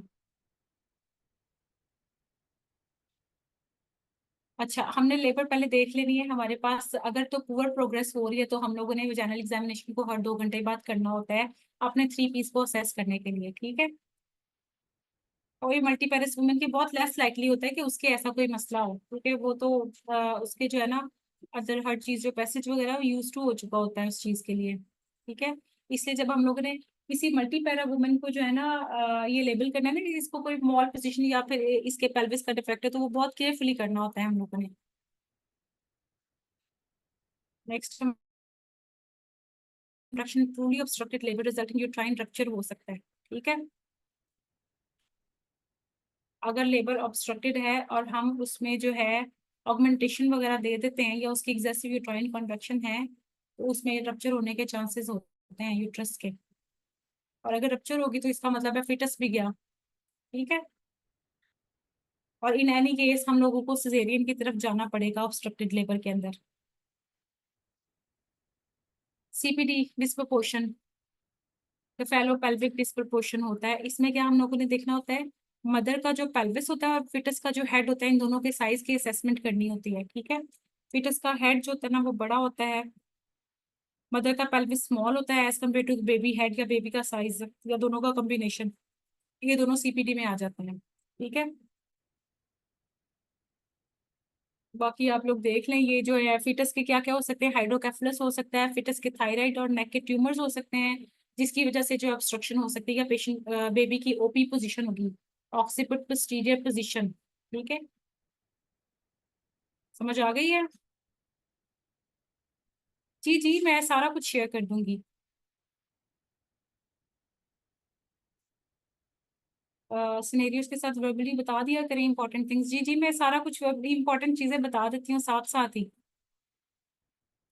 ये जो स्लाइड्स है ना, ये तो यार बुकिश चीजें हैं। जो हमने आज सिनेरियो डिस्कस किए हैं वही मेन आप लोगों ने उन्हीं बेस उसी की बेस पे तैयारी करनी है सारी। ठीक है, बाकी स्लाइड्स जो है ना वो मैं शेयर कर दूंगी, आप लोग एक दफा गो थ्रू कर लीजिएगा इनको। अच्छा, नेक्स्ट हमारे पास क्या है, सीपीडी हम कब सस्पेक्ट करेंगे, जब लेबर हमारी स्लो है लेकिन हमारी कॉन्ट्रैक्शन एडिक्वेट है। ठीक है, इसमें हम दो ही चीजें देखेंगे, या तो हमारा पेल्विस का जो है उसका मसला है या फिर फिटस के हेड का मसला है। सीपीटी डिस्प्रोपोर्शन इसी को रिलेट कर होता है, दोनों के कॉम्बिनेशन को। ठीक है, नेक्स्ट चलें। नेक्स्ट चलें। अच्छा जी, ये है हमारे पास बेबी के हेड का साइज है। ठीक है, 11 सेंटीमीटर। अच्छा, आप लोगों को कल मैंने डायमीटर्स बताए थे, कोई रिपीट करेगा उन डायमीटर्स को? आउटलेट पे क्या था, मिड कैविटी पे क्या था, और इनलेट पे क्या था?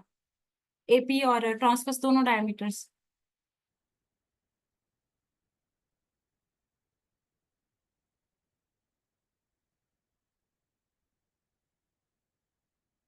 कोई बताएगा?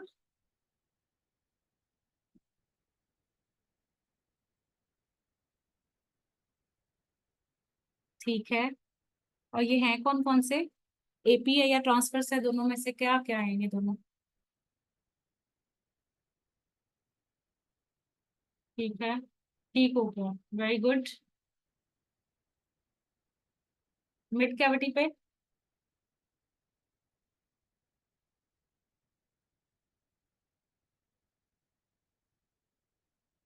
यस, ठीक है, और आउटलेट पे? Sorry.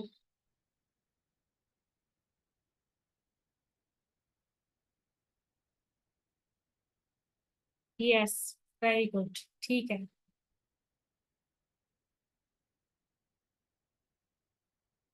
Mall presentation, mall presentation के बारे में आपको आइडिया, ये हम ना बाद में डिस्कस करेंगे। मॉल प्रेजेंटेशन ये लेबर का पार्ट नहीं है, इसको हम बाद में देखेंगे। ठीक है, मॉल प्रेजेंटेशन वैसे हम गो थ्रू कर लेते हैं फिर भी। मॉल प्रेजेंटेशन कौन कौन सी हो सकती है? नॉर्मल नॉर्मल जो हमारी प्रेजेंटेशन होती है ना वो तो फैलिक होती है। सबको आइडिया है ना, लॉन्गिट्यूडिनल तो फैलिक होती है। हेड जो था वो नीचे की तरफ होता है और टांगे जो होती है ना वो ऊपर की तरफ होती हैं। अगर मॉल प्रेजेंटेशन की बात करेंगे तो उसमें हमारी फेस प्रेजेंटेशन आ जाती है, ब्रो प्रेजेंटेशन आ जाती है, शोल्डर प्रेजेंटेशन आ जाती है। ठीक है,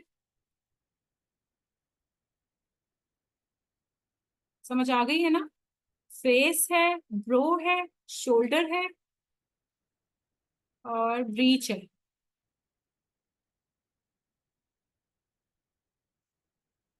ठीक है, समझ आ गई है? ये हमारी मॉल प्रेजेंटेशन है। इंपॉर्टेंट है, लेकिन ये हमारी एबनॉर्मल लेबर का पार्ट नहीं है ना। वैसे मैं आपको गो थ्रू करवा देती हूँ, लेकिन ये हम बाद में डिस्कस करेंगे जब हमारी ये आएंगे ना, इसके भी लेक्चर्स हैं, इसको हम बाद में बहुत डिटेल से डिस्कस कर लेंगे।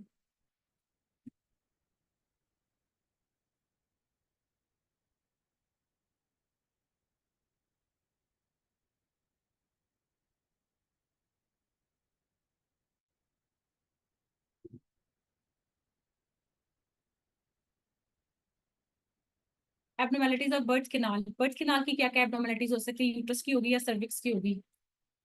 सर्विक्स पे क्या होता है, मोस्टली सर्विक्स पे ये एबनॉर्मेलिटी होती है कि सर्विक्स के लोअर पार्ट पे फाइब्राइड्स बने होते हैं, ठीक है, जो डिसेंट वगैरह को रोक रहे होते हैं, डिसेंट नहीं होने देते। ये हमारी बर्थ कैनाल की एब्नॉर्मेलिटी होती है। Delay can also cause by cervical dystocia. Cervical dystocia क्या होता है, बेसिकली हमारी जो सर्विक्स होती है ना, वो इफेस नहीं हो पाती, नॉन कंप्लाइंट होती है, क्योंकि अगर उसमें कोई प्रीवियसली ऐसी कोन बायोप्सी हुई हो ड्यू टू, हम लोगों ने कोई सर्वाइकल कैंसर वगैरह डायग्नोज करने के लिए कोन बायोप्सी की हो, तो मोस्टली केसेस में जो सर्विक्स होती है ना, वो स्कार्ड हो जाती है, उसकी स्कारिंग हो जाती है, इसकी वजह से जो है ना वो डायलेट नहीं हो पाती प्रॉपरली, उसकी इफेसमेंट नहीं हो पाती। ठीक है, ये सर्वाइकल डिस्टोशिया है। ठीक है।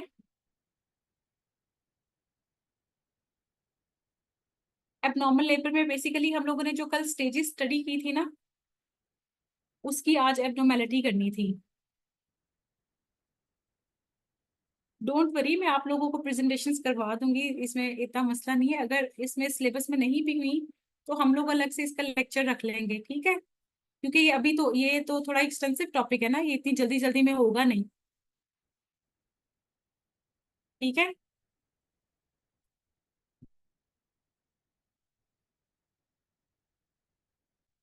नेक्स्ट हमारे पास क्या है, सेकंड स्टेज की पुअर प्रोग्रेशन।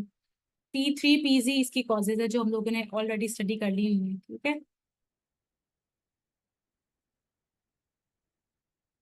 क्यों होती है, यूट्राइन इनर्शिया, मतलब यूट्रस की कॉन्ट्रैक्शन एबनॉर्मल है। ठीक है, मदर की डिहाइड्रेशन हो गई है, कॉजिंग कॉजिंग कीटोसिस। मदर की डिहाइड्रेशन की वजह से क्या होता है कि उसकी यूट्रस की कॉन्ट्रैक्शन जो होती है ना, वो इम्प्रॉपर हो जाती हैं। ठीक है, इसमें हमने पेशेंट को, इसलिए हम पेशेंट को जो है ना वो रिहाइड्रेशन की तरफ ही लेके आते हैं। अगर पेशेंट इस काबिल नहीं रहती कि वो पानी वगैरह पी सके, तो उसको हम आईवी फ्लूइड देना शुरू कर देते हैं। ठीक है। और बेबी की अगर परसिस्टेंट ओपी पोजीशन है, फिटस का जो हेड है वो ऑक्सीपिटल पोस्टीरियर पोजीशन में है, तो भी जो है ना वो सेकेंडरी स्टेज का डिले हो जाता होता है। ठीक है, सेकेंड स्टेज में हमने कभी भी ऑक्सीटोसिन स्टार्ट नहीं करनी, अनलेस अनटिल हमारी यूट्रस की कॉन्ट्रैक्शन इम्प्रॉपर हो, इम्पेयर्ड हो। ठीक है।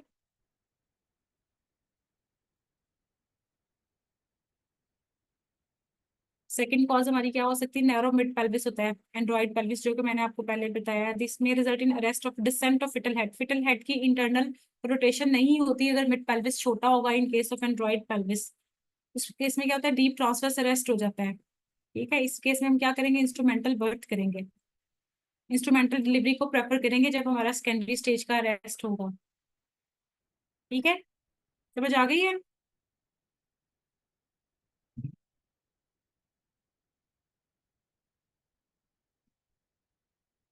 सबको समझ आ रही है।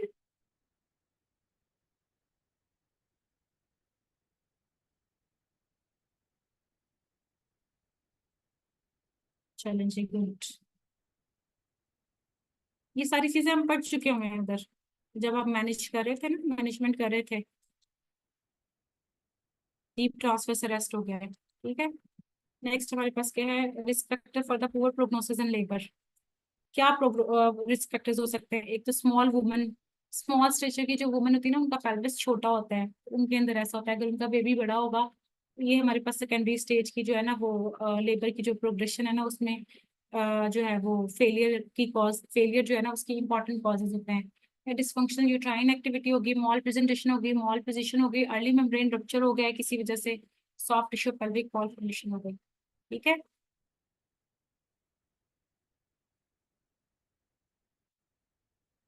Patterns of abnormal progress in labour, ये पार्टोग्राम है। ये हमारी नॉर्मल लेबर है, नॉर्मल लेबर का ग्राफ है। ये हमारे पास जो है, कहाँ, ये सेकेंडरी अरेस्ट हो रहा है, ये एबनॉर्मल है, और ये प्रोलॉन्ग लेबर है। ठीक है, ये सेकेंडरी अरेस्ट हो रहा है।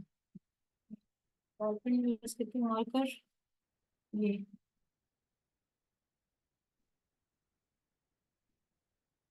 ये सेकेंडरी अरेस्ट है। ठीक है, और ये प्रोलॉन्ग और ऑब्स्ट्रक्टेड। ठीक है,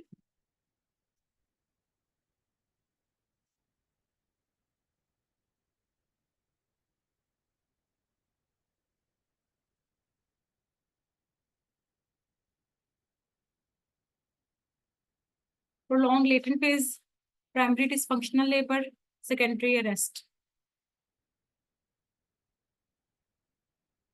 प्रोलॉन्ग लेटेंट फेज कहाँ पे होता है? ज्यादातर प्राइमरी जो होती है ना, उनके अंदर लेटेंट फेज प्रोलॉन्ग हो जाता है, 20 घंटे से ज्यादा का हो जाता है।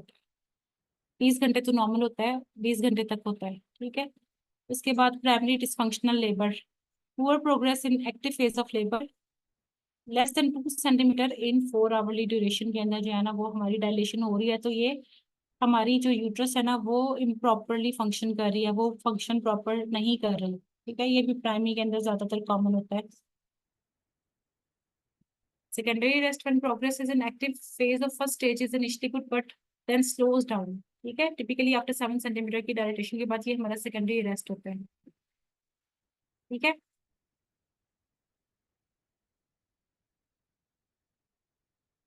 पुअर प्रोग्रेस इन लेबर, इसमें हमने क्या करना होता है, अगर हमारी लेबर जो है ना उसकी प्रोग्रेस पुअर है, तो उसमें देखना था, डिफरेंट पैटर्न्स देखने होते हैं। Insufficient uterine cavity most common cause होती है इसकी। इनसफिशिएंट यूट्राइन कैविटी मतलब यूट्रस की एक्टिविटी, यूट्रस की कॉन्ट्रैक्शंस मोस्ट कॉमन कॉज होती है। Fetal mal position, mal presentation, CPD are causes. ठीक है, ARM is a simple intervention which may shorten the labor but does not influence the overall outcome.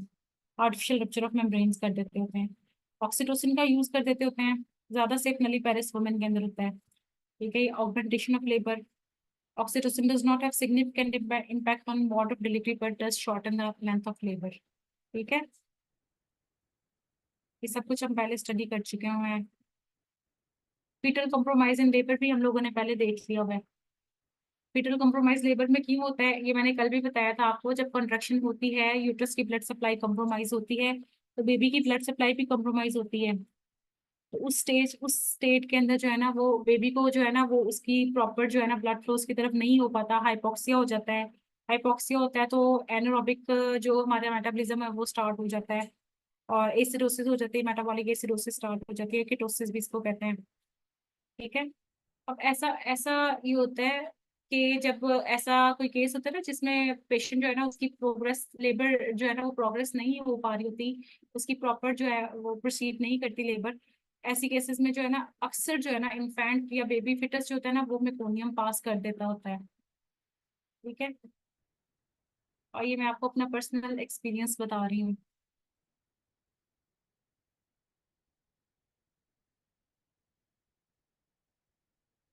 सबको समझ आ रही है? किसी को कोई इशू तो नहीं है?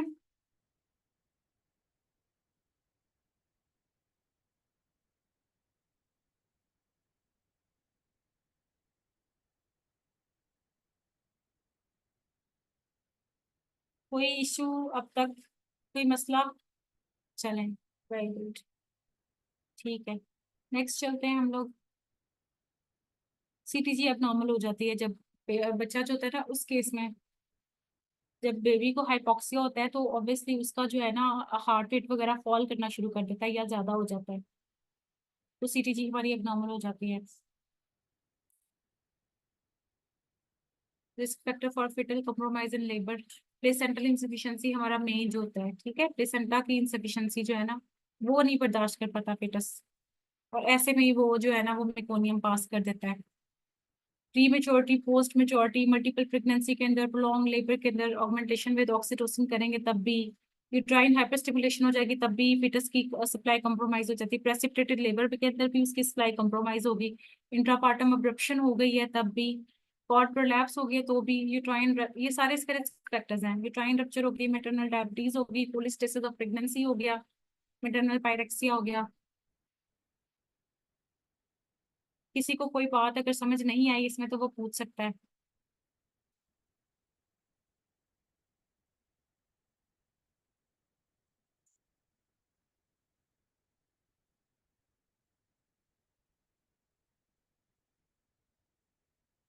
यहाँ पे जो जितने भी रिस्क फैक्टर्स बताए हुए हैं, everything is related to fetal compromise. किसी भी वजह से अगर प्लेसेंटा की सप्लाई जो है बेबी को कॉम्प्रोमाइज हो रही है, ठीक है, ये वो रिस्क फैक्टर्स बताए हुए हैं सारे, ठीक है। नेक्स्ट चलें।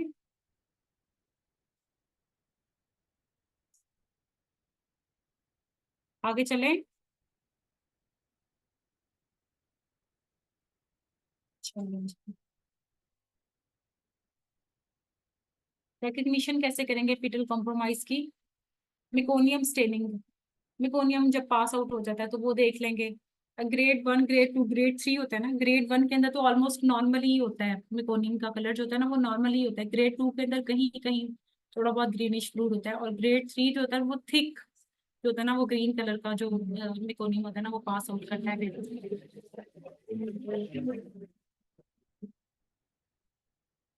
ठीक है। Thin and light meconium is more likely to represent fetal gut maturity.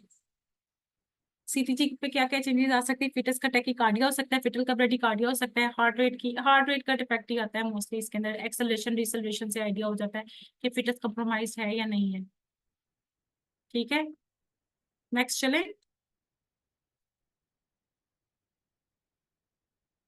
Next चले। स्पीड ज्यादा तो नहीं है आज?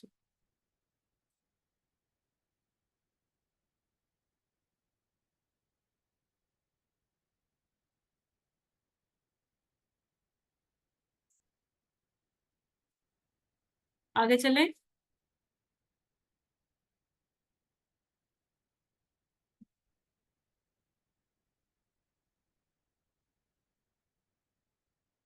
चलें जी।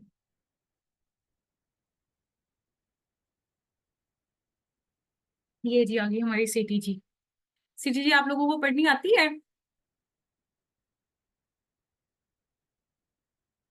किसी को पढ़नी आती है सीटीजी?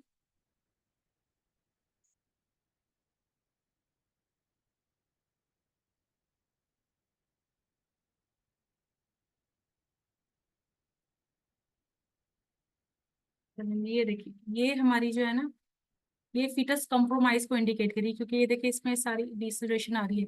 लेकिन कोई बहुत जो है ना, मतलब कि ऐसी वाली डिसलरेशन नहीं है जिससे हमें पक्का ही आइडिया हो जाए कि जी फीटस कंप्रोमाइज्ड है। ये जो है ना, थोड़ी बहुत डिसलरेशन आ रही है, इससे इंडिकेशन ये हमें मिल रही है कि हो सकता है बेबी को जो है ना वो प्रॉपर जो है ना वो अभी तक जो है ना प्रॉपर वाली जो है ना वो फूड, या जो जो हम कहते हैं जब सीटीजी हम कर रहे होते हैं, पेशेंट की सीटीजी थोड़ी खराब आती है तो हम उससे पेशेंट को कहते हैं कि कुछ खा पी के आओ। ठीक है।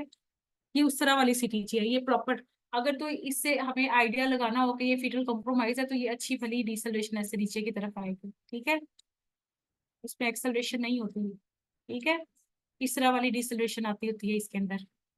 ये हमारा जिस लेवल पे ये आ रही होती है, ये हमारा हार्ट रेट इंडिकेट कर रही होती है। ठीक है।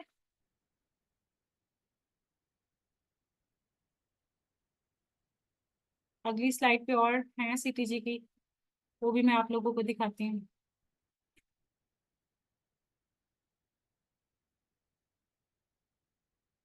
ये ये आ गई। ये क्या है हमारे पास? This is डिसल्वेशन। बड़ा सारा डिग आ गया हुआ है। ठीक हो गया। ये हमारी बेस लाइन है। बेस लाइन हमारी कहाँ पे आ रही है? 160 पे। ये हमारा हार्ट रेट है। ठीक है। जिस लेवल पे बेस लाइन टच करिए तो ये वो हमारा हार्ट रेट होता है। ठीक हो गया।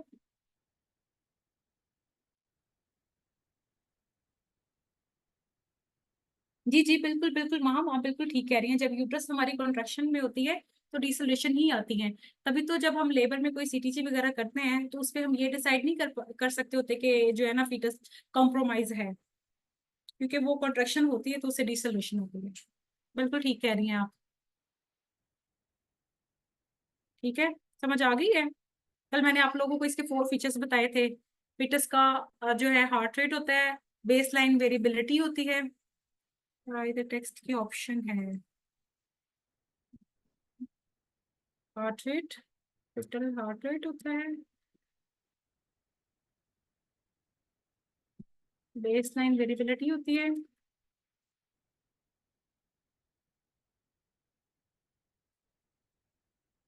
एक्सेलरेशन और डिसेलरेशन होती है। ये चार चीजें हमने देखनी होती हैं। टोटल हार्ट रेट जो मैंने आपको बताया, जहाँ पे हमारी जो बेस लाइन है ना, ये टच करी होती है ना, ये हमारा हार्ट रेट होता है। ठीक है। अब ये जो छोटी सी ये जो हमें नजर आ रही है ना, थोड़ी डिफ्लेक्शन सी, ये हमारी ये वेरिएबिलिटी है, बेस लाइन वेरिएबिलिटी है। मतलब बेस लाइन जो है ना, बेस लाइन क्या होती है, एक स्ट्रेट लाइन होती है। इसके ऊपर जो चीज ऐसे डिफ्लेक्शन ऊपर नीचे जा रही है, ये हमारी वेरिएबिलिटी है। और ये नॉर्मली जो होती है ना, वो 10 to 25 होती है। ठीक है। एक्सेलरेशन हमारी ऊपर वाली जो नॉर्मल डिफ्लेक्शन होती है वो है, और डिसेलरेशन हमारी नीचे वाली डिफ्लेक्शन होती है वो है। ठीक है। ये क्या है, हमारी एबनॉर्मल है, ये सीटीजी एबनॉर्मल है, इसमें डिसेलरेशन आ रही, कोई एक्सेलरेशन नहीं है। ठीक है। समझ आ गई है।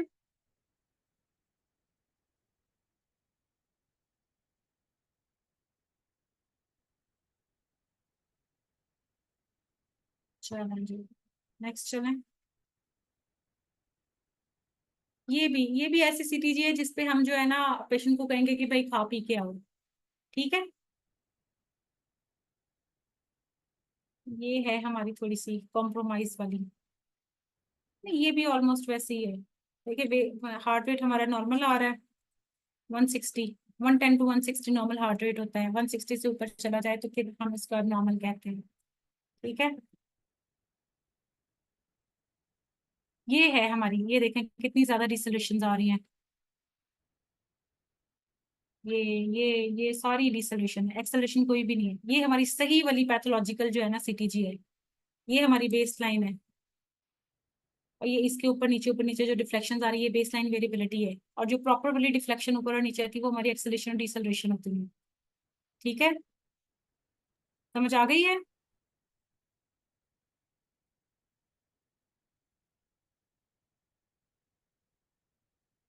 चलो जी, नेक्स्ट चलते हैं हम। ये भी ये भी पैथोलॉजिकल सीटीजी है। ये आ गया, suggestive of fetal compromise, fetal tachycardia है, more than 160 BPM heart rate है इसका। बेस लाइन वेरिएबिलिटी नहीं आ रही कोई भी, लेस देन 5 बीपीएम है।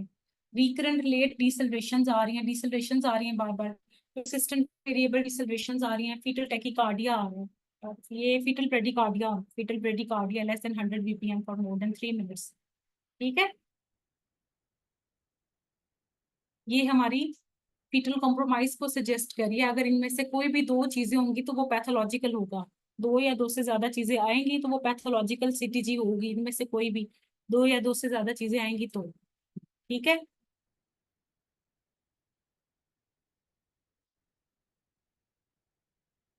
मैनेजमेंट कैसे करनी होती है हम लोगों ने, number of resuscitative maneuvers should be considered when a CTG is classified as suspicious. If the CTG become pathological, do immediate vaginal examination to exclude malpresentation and cord prolapse. ठीक है। जैसे ही हमें सीटीजी है ना एबनॉर्मल मिलती है, तो हमने फॉरेन से वेजाइनल एग्जामिनेशन करना होता है, ताकि हम देख सके कि बेबी की पोजीशन तो ठीक है, कोई कॉर्ड वगैरह का प्रोलैप्स तो नहीं हुआ। अगर सर्विक्स फुली डायलेटेड है तो हमने बेबी को डिलीवर कर देना है। अगर डायलेटेड नहीं है तो हम लोगों ने इमीडिएटली जो है ना, हम तो वैसे अगर सीटीजी ना हो तो हमारे सेटअप्स में ज्यादा यही होता है कि हम लोगों ने इसको फौरन से जो है ना ओटी शिफ्ट करा के इमरजेंसी सिजेरियन सेक्शन कर देना है। ठीक है। लेकिन ये बुकिश जो है, वो यही बुकिश नॉलेज के अकॉर्डिंग यही है कि आपने इंस्ट्रूमेंटल डिलीवरी जो होती है ना, उसको पहले प्रेफर करना है, फिर हमने सिजेरियन की तरफ जाना है। ठीक है। ये रिससिटेटिंग द फिटस इन लेबर है। चलें आगे, समझ आ गई है सबको।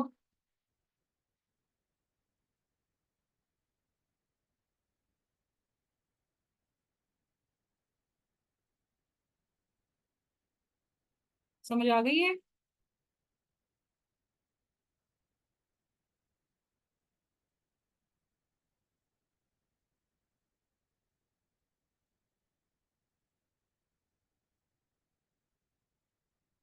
आगे चलें, समझ आ गई है?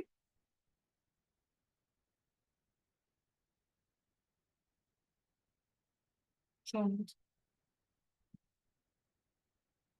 रिससिटेटिंग द फिटस इन लेबर। ठीक है, इसमें हमने पहले मेटरनल और ये मेटरनल जो है ना डिहाइड्रेशन को करेक्ट करना होता है with IV fluid. Maternal hypotension है तो हम लोगों ने जो है ना फ्लूइड बोलस उसको फौरन से दे देना है, वेसोकंस्ट्रिक्टर ड्रग्स लगा देनी है। यूट्राइन हाइपरस्टिमुलेशन है, फ्रॉम एक्सेस ऑफ ऑक्सीटोसिन को ट्रीट कैसे करना होता है हम लोगों ने इन्फ्लुएंस को फौरन से ड्रिप जो थी ना हमने फौरन बंद कर देनी होती है और टोकोलिसिस करनी होती है, टोकोलिटिक्स ड्रग्स देनी होती हैं। ठीक है, venocaval compression and reduce uterine blood flow, ये मैंने आपको कल भी बताया था कि हम लोगों ने जो है ना पेशेंट की जो सुपाइन पोजीशन होती है ना उसको डिस्करेज करना होता है। हमारे यहाँ पे क्या होता है, पेशेंट लेबर में फुली डायलेट होगी, चलो जी सीधा लेट जाओ। ऐसे नहीं होना चाहिए। ऐसे उसके जो है ना कोलैप्स होने के चांसेस बढ़ जाते हैं क्योंकि एओर्टो केबल कंप्रेशन हो जाती है। आईवी जो थी ना हमारी इंफीरियर वेना कैवा, उसकी कंप्रेशन की वजह से पेशेंट कोलैप्स हो सकती होती है। तो पेशेंट को जो है ना लेफ्ट लैटरल पोजीशन में लेटना चाहिए। ठीक है, स्पेशल सर्कमस्टांसेस के अंदर लेबर आ गई। लेबर का लेबर जो थी ना उन फीमेल्स के अंदर जिनका पहले से यूट्राइन स्कार है, पहले से सिजेरियन है, उनके अंदर कैसे प्रोसीड करेंगे हम, या फिर मॉल प्रेजेंटेशन, हम एक अलग टॉपिक है, इसको हम जो है ना अलग से स्टडी करेंगे। ठीक है, यूट्राइन स्कार वाली फीमेल को जो है ना अगर हमारे पास प्रीवियस सेक्शन के साथ आई है तो आपके ख्याल में क्या मैनेजमेंट होनी चाहिए? आप लोग क्या कहते हैं इस बारे में?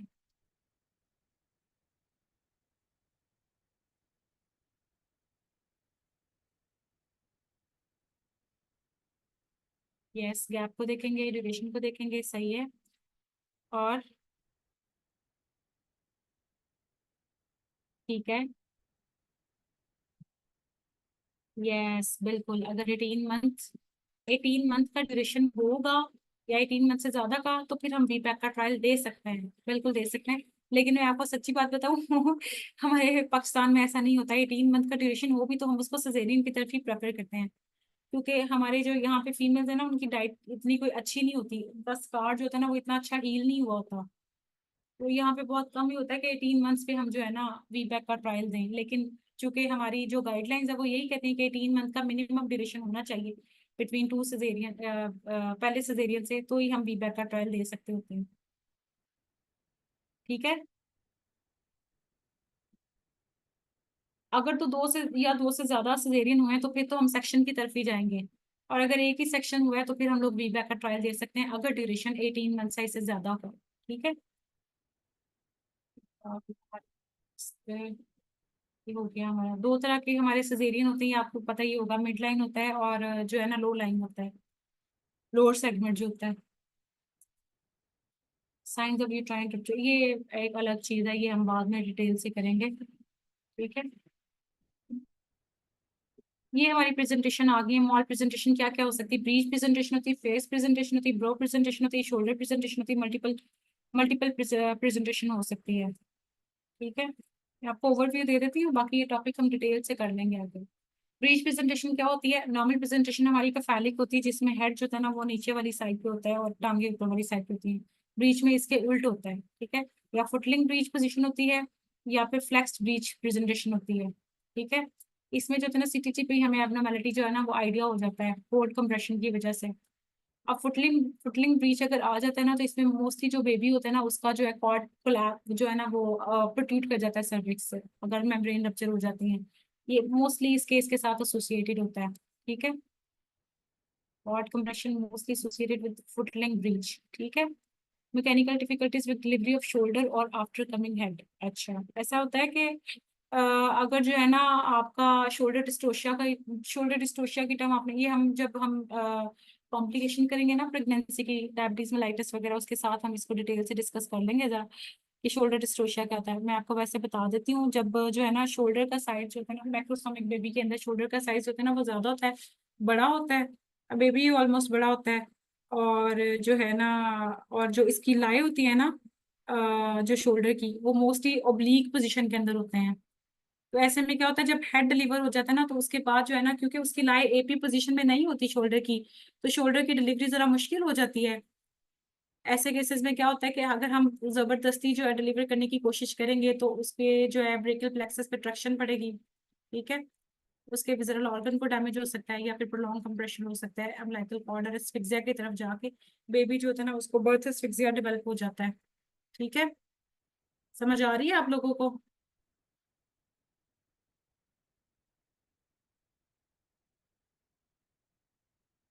समझ आ रही है? जी जी, अक्सर वीपैक हो सकता है अगर 18 मंथ्स या इससे ज्यादा का ड्यूरेशन हो। हमारे यहाँ पे जो गवर्नमेंट सेटअप्स वगैरह है ना उसमें तो नहीं करते, प्राइवेट में हो सकता है कर देते हो, लेकिन 18 मंथ में भी रिस्क ही होता है हमारे पाकिस्तान में। लेकिन गाइडलाइंस यही कहती है कि आपका मिनिमम ड्यूरेशन 18 मंथ का हो।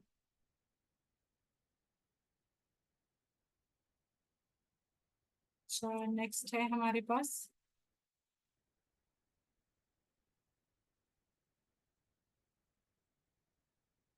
Face presentation.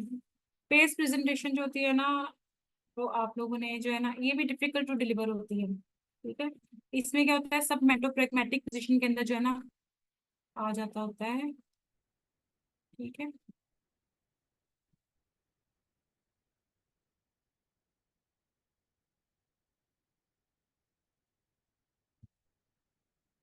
सब मेंटोप्रेग्मेटिक पोजीशन के अंदर जो है ना वो बेबी जो है ना वो डिसेंड करता है। सो सॉरी भाई से इतनी ज्यादा आवाज आई है। सब मेंटोप्रेग्मेटिक पोजीशन के अंदर जो है ना वो लाई कर रहा होता है, जो उसकी एटीट्यूड होता है ना फिटस का, सब मेंटोप्रेग्मेटिक पोजीशन के अंदर आता है। ठीक है,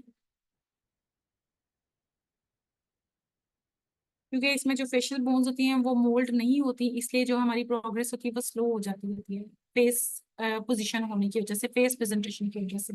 डायग्नोसिस हम ऑब्वियसली सामने पता लग रहा होता है, जब हम पैल्पेट करें, जब पीबी करते हैं तो हमें नोज माउथ और आईज वगैरह फील हो जाती हैं।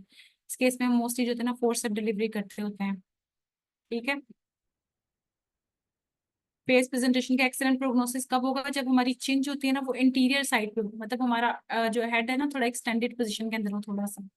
ठीक है, पुअर प्रोग्नोसिस क्या होगी, अगर चिन हमारी जो है ना थोड़ी पोस्टीरियर होगी, मतलब कि हेड जो है ना थोड़ा सा फ्लेक्स्ड पोजीशन के अंदर होगा, तो इसमें जो है ना प्रोग्नोसिस पुअर होगा, और इसमें हम सी सेक्शन करेंगे। ये ना प्रेजेंटेशन में आप लोगों को जो है ना डायग्राम्स के साथ करवाऊंगी, डायग्राम्स नहीं है मेरे पास इधर। ठीक है, उसके बाद ब्रो प्रेजेंटेशन आ जाती है। ब्रो प्रेजेंटेशन क्या होती है कि लेसर एक्सट्रीम एक्सटेंशन होती है फिटल नेक की। ठीक है, can be considered a Midway position between the vertex and face. Vertex हमारी जो मोस्ट फेवरेबल पोजीशन होती है वो है, उसके बीच की जो प्रेजेंटेशन होती है फेस और वर्टेक्स के बीच की, वो ब्रो प्रेजेंटेशन होती है। ठीक है, नेक्स्ट हमारे पास क्या है, डायग्नोज हम इसे कैसे करते हैं, ब्रो प्रेजेंटेशन को इंटीरियर फॉन्टेनेले हमें सामने नजर आ रहा होता है, इंटीरियर फॉन्टेनेले पता लग रहा होता है। ठीक है, इसी प्रेजेंटेशन प्रोसेस तो हम लोगों ने क्या करना होता है, सिजेरियन करना होता है। शोल्डर प्रेजेंटेशन का मैंने अभी आपको बताया है। ट्रांसवर्स ओब्लीक लाई होती है फिटस की, तो एपी जो है ना डायमीटर के अंदर नहीं होते, इस वजह से शोल्डर की डिलीवरी जो होती है ना वो मुश्किल होती है फिर। मल्टीपल जेस्टेशन के अंदर तो ऑब्वियसली हम लोग जाएंगी उसकी तरफ, सिजेरियन की तरफ। अगर प्राइमरी है तो फिर हमने हमेशा सिजेरियन सिजेरियन की तरफ ही जाओगे।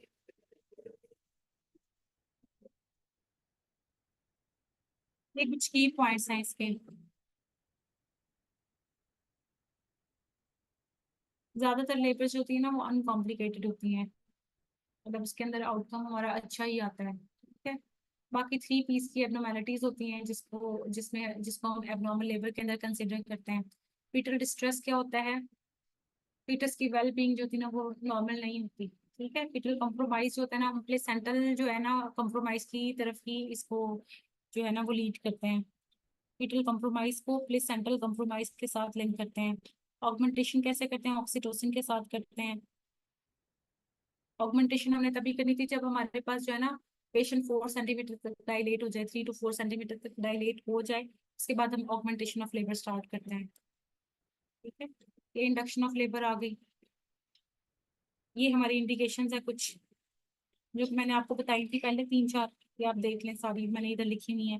प्रोलॉन्ग प्रेगनेंसी हो सकती है, फीटल ग्रोथ रिस्ट्रिक्शन हो सकती है, प्री एक्लेम्पशिया हो सकता है, मैटरनल हाइपरटेंसिव डिसऑर्डर हो सकते हैं, डिटीरियोरेटिंग मैटरनल इलनेस हो सकती है, pre labour rupture of membrane हो सकती है, अनएक्सप्लेन्ड एंटीपार्टम हेमरेज हो सकता है, डायबिटिस मेलाइटिस के अंदर, ट्विन प्रेगनेंसी के अंदर हो सकती है, इंट्राहेपेटिक पॉलिसिस्टिस ऑफ प्रेगनेंसी हो सकते हैं, maternal immunization against red cell antigens और सोशल रीजंस की वजह से। या आपने याद करनी है कुछ इंडिकेशन? वैसे इतनी जरूरी नहीं है, क्योंकि एमसीक्यू के लिहाज से तो ये इम्पोर्टेंट नहीं है। ठीक है। नेक्स्ट हमारे पास इंडक्शन ऑफ लेबर का मैंने आपको बता दिया था कि हम लोगों ने मोस्टली जो है ना 40 अबव पे करनी होती है, 40 वीक्स अबव पे करनी होती है। ठीक है।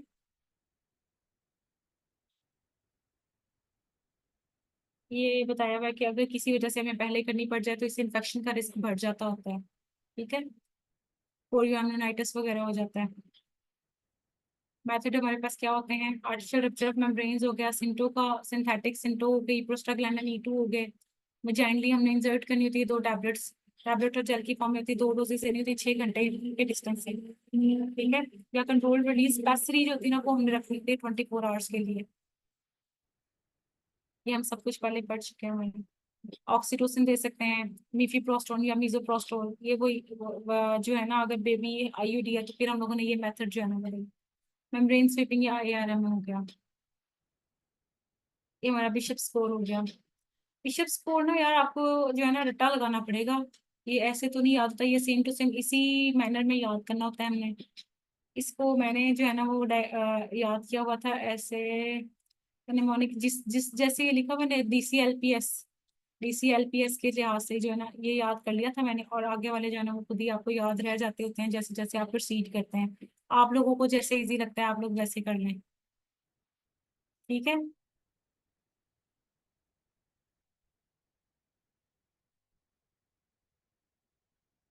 रिस्क क्या हो सकता है? तो जो इंडक्शन होती है ना उसमें पेशेंट को पेन बहुत ज्यादा फील होती है। ठीक है। नॉर्मल जो होती है ना लेबर को स्टार्ट में थोड़ी सी हल्की हल्की स्टार्ट होते होते, जब एंड वाले 3-4 घंटे होते हैं ना उसमें तेज होती है, लेकिन जब आप इंड्यूस करते हैं ना पेशेंट को, वो स्टार्ट में जो आपकी यूट्रस की कॉन्ट्रेक्शन की फ्रिक्वेंसी बहुत ज्यादा होती है, पेशेंट को पेन बहुत ज्यादा फील होती है। ठीक है। अगर पेशेंट को पेन ज्यादा फील हो रही थी तो हम अक्सर जो है ना वो ड्रिप बंद भी कर देते होते हैं। ड्रिप बंद कर देते हैं, एक दफा आप स्टेबल हो जाए पेशेंट फिर दोबारा उसको स्टार्ट करते हैं। ठीक है। बाकी आपको पता है अगर हम इंड्यूस करते हैं ना तो इसके कुछ रिस्क होते हैं, क्योंकि यूट्रस जो होती है ना वो कंट्रक्शन ज्यादा होती है तो इसमें फिटल कंप्रोमाइज के चांसेस ज्यादा होते हैं। और फिटस कंप्रोमाइज हुआ तो हमने तो फौरन उसको जी ले जाना है OT के अंदर और उसका सिजेरियन कर देना है। ठीक है।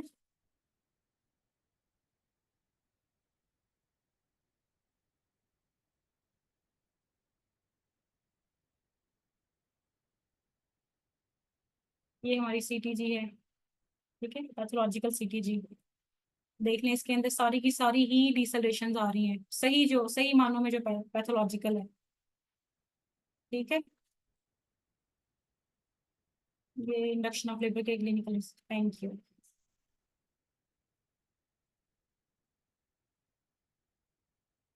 बस हो गया अक्सा, खत्म हो गए। समझ आ गई बात सबको?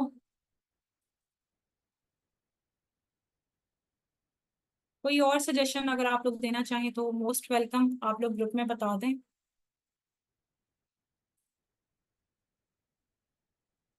आज के लेक्चर का फीडबैक भी जरूर दीजिएगा।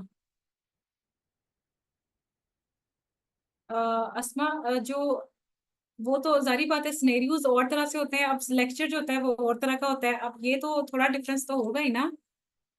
हाँ, टाइम ड्यूरेशन आज ज्यादा हो गया क्योंकि स्लाइड्स थी ना, इसलिए मैंने कहा था कि आप लोग देख लें अगर आप लोग स्लाइड्स गो थ्रू करना चाहते हैं, वरना चीजें वही थी। बस एक प्रेजेंटेशन थी, प्रेजेंटेशन हम जो है ना डायग्राम्स के साथ करेंगे, इसलिए मैंने आज उसको जो है ना इतना ज्यादा नहीं छेड़ा। CPD तो वही चीज है ना यार, पैसेज है जो, फिर ये जो पेल्विस जो हमने डिस्कस किया था, पेल्विस कह रही हूँ, पैसेज जो है। प्रेजेंटेशंस मैंने आपको बताया, प्रेजेंटेशंस जो है ना वो डायग्राम्स के साथ करने वाली है।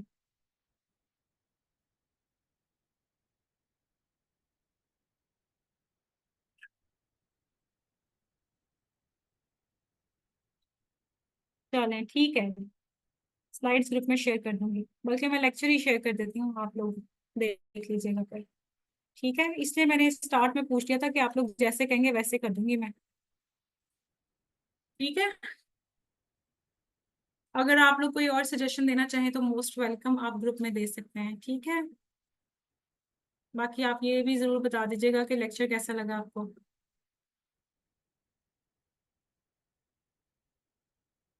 ठीक है।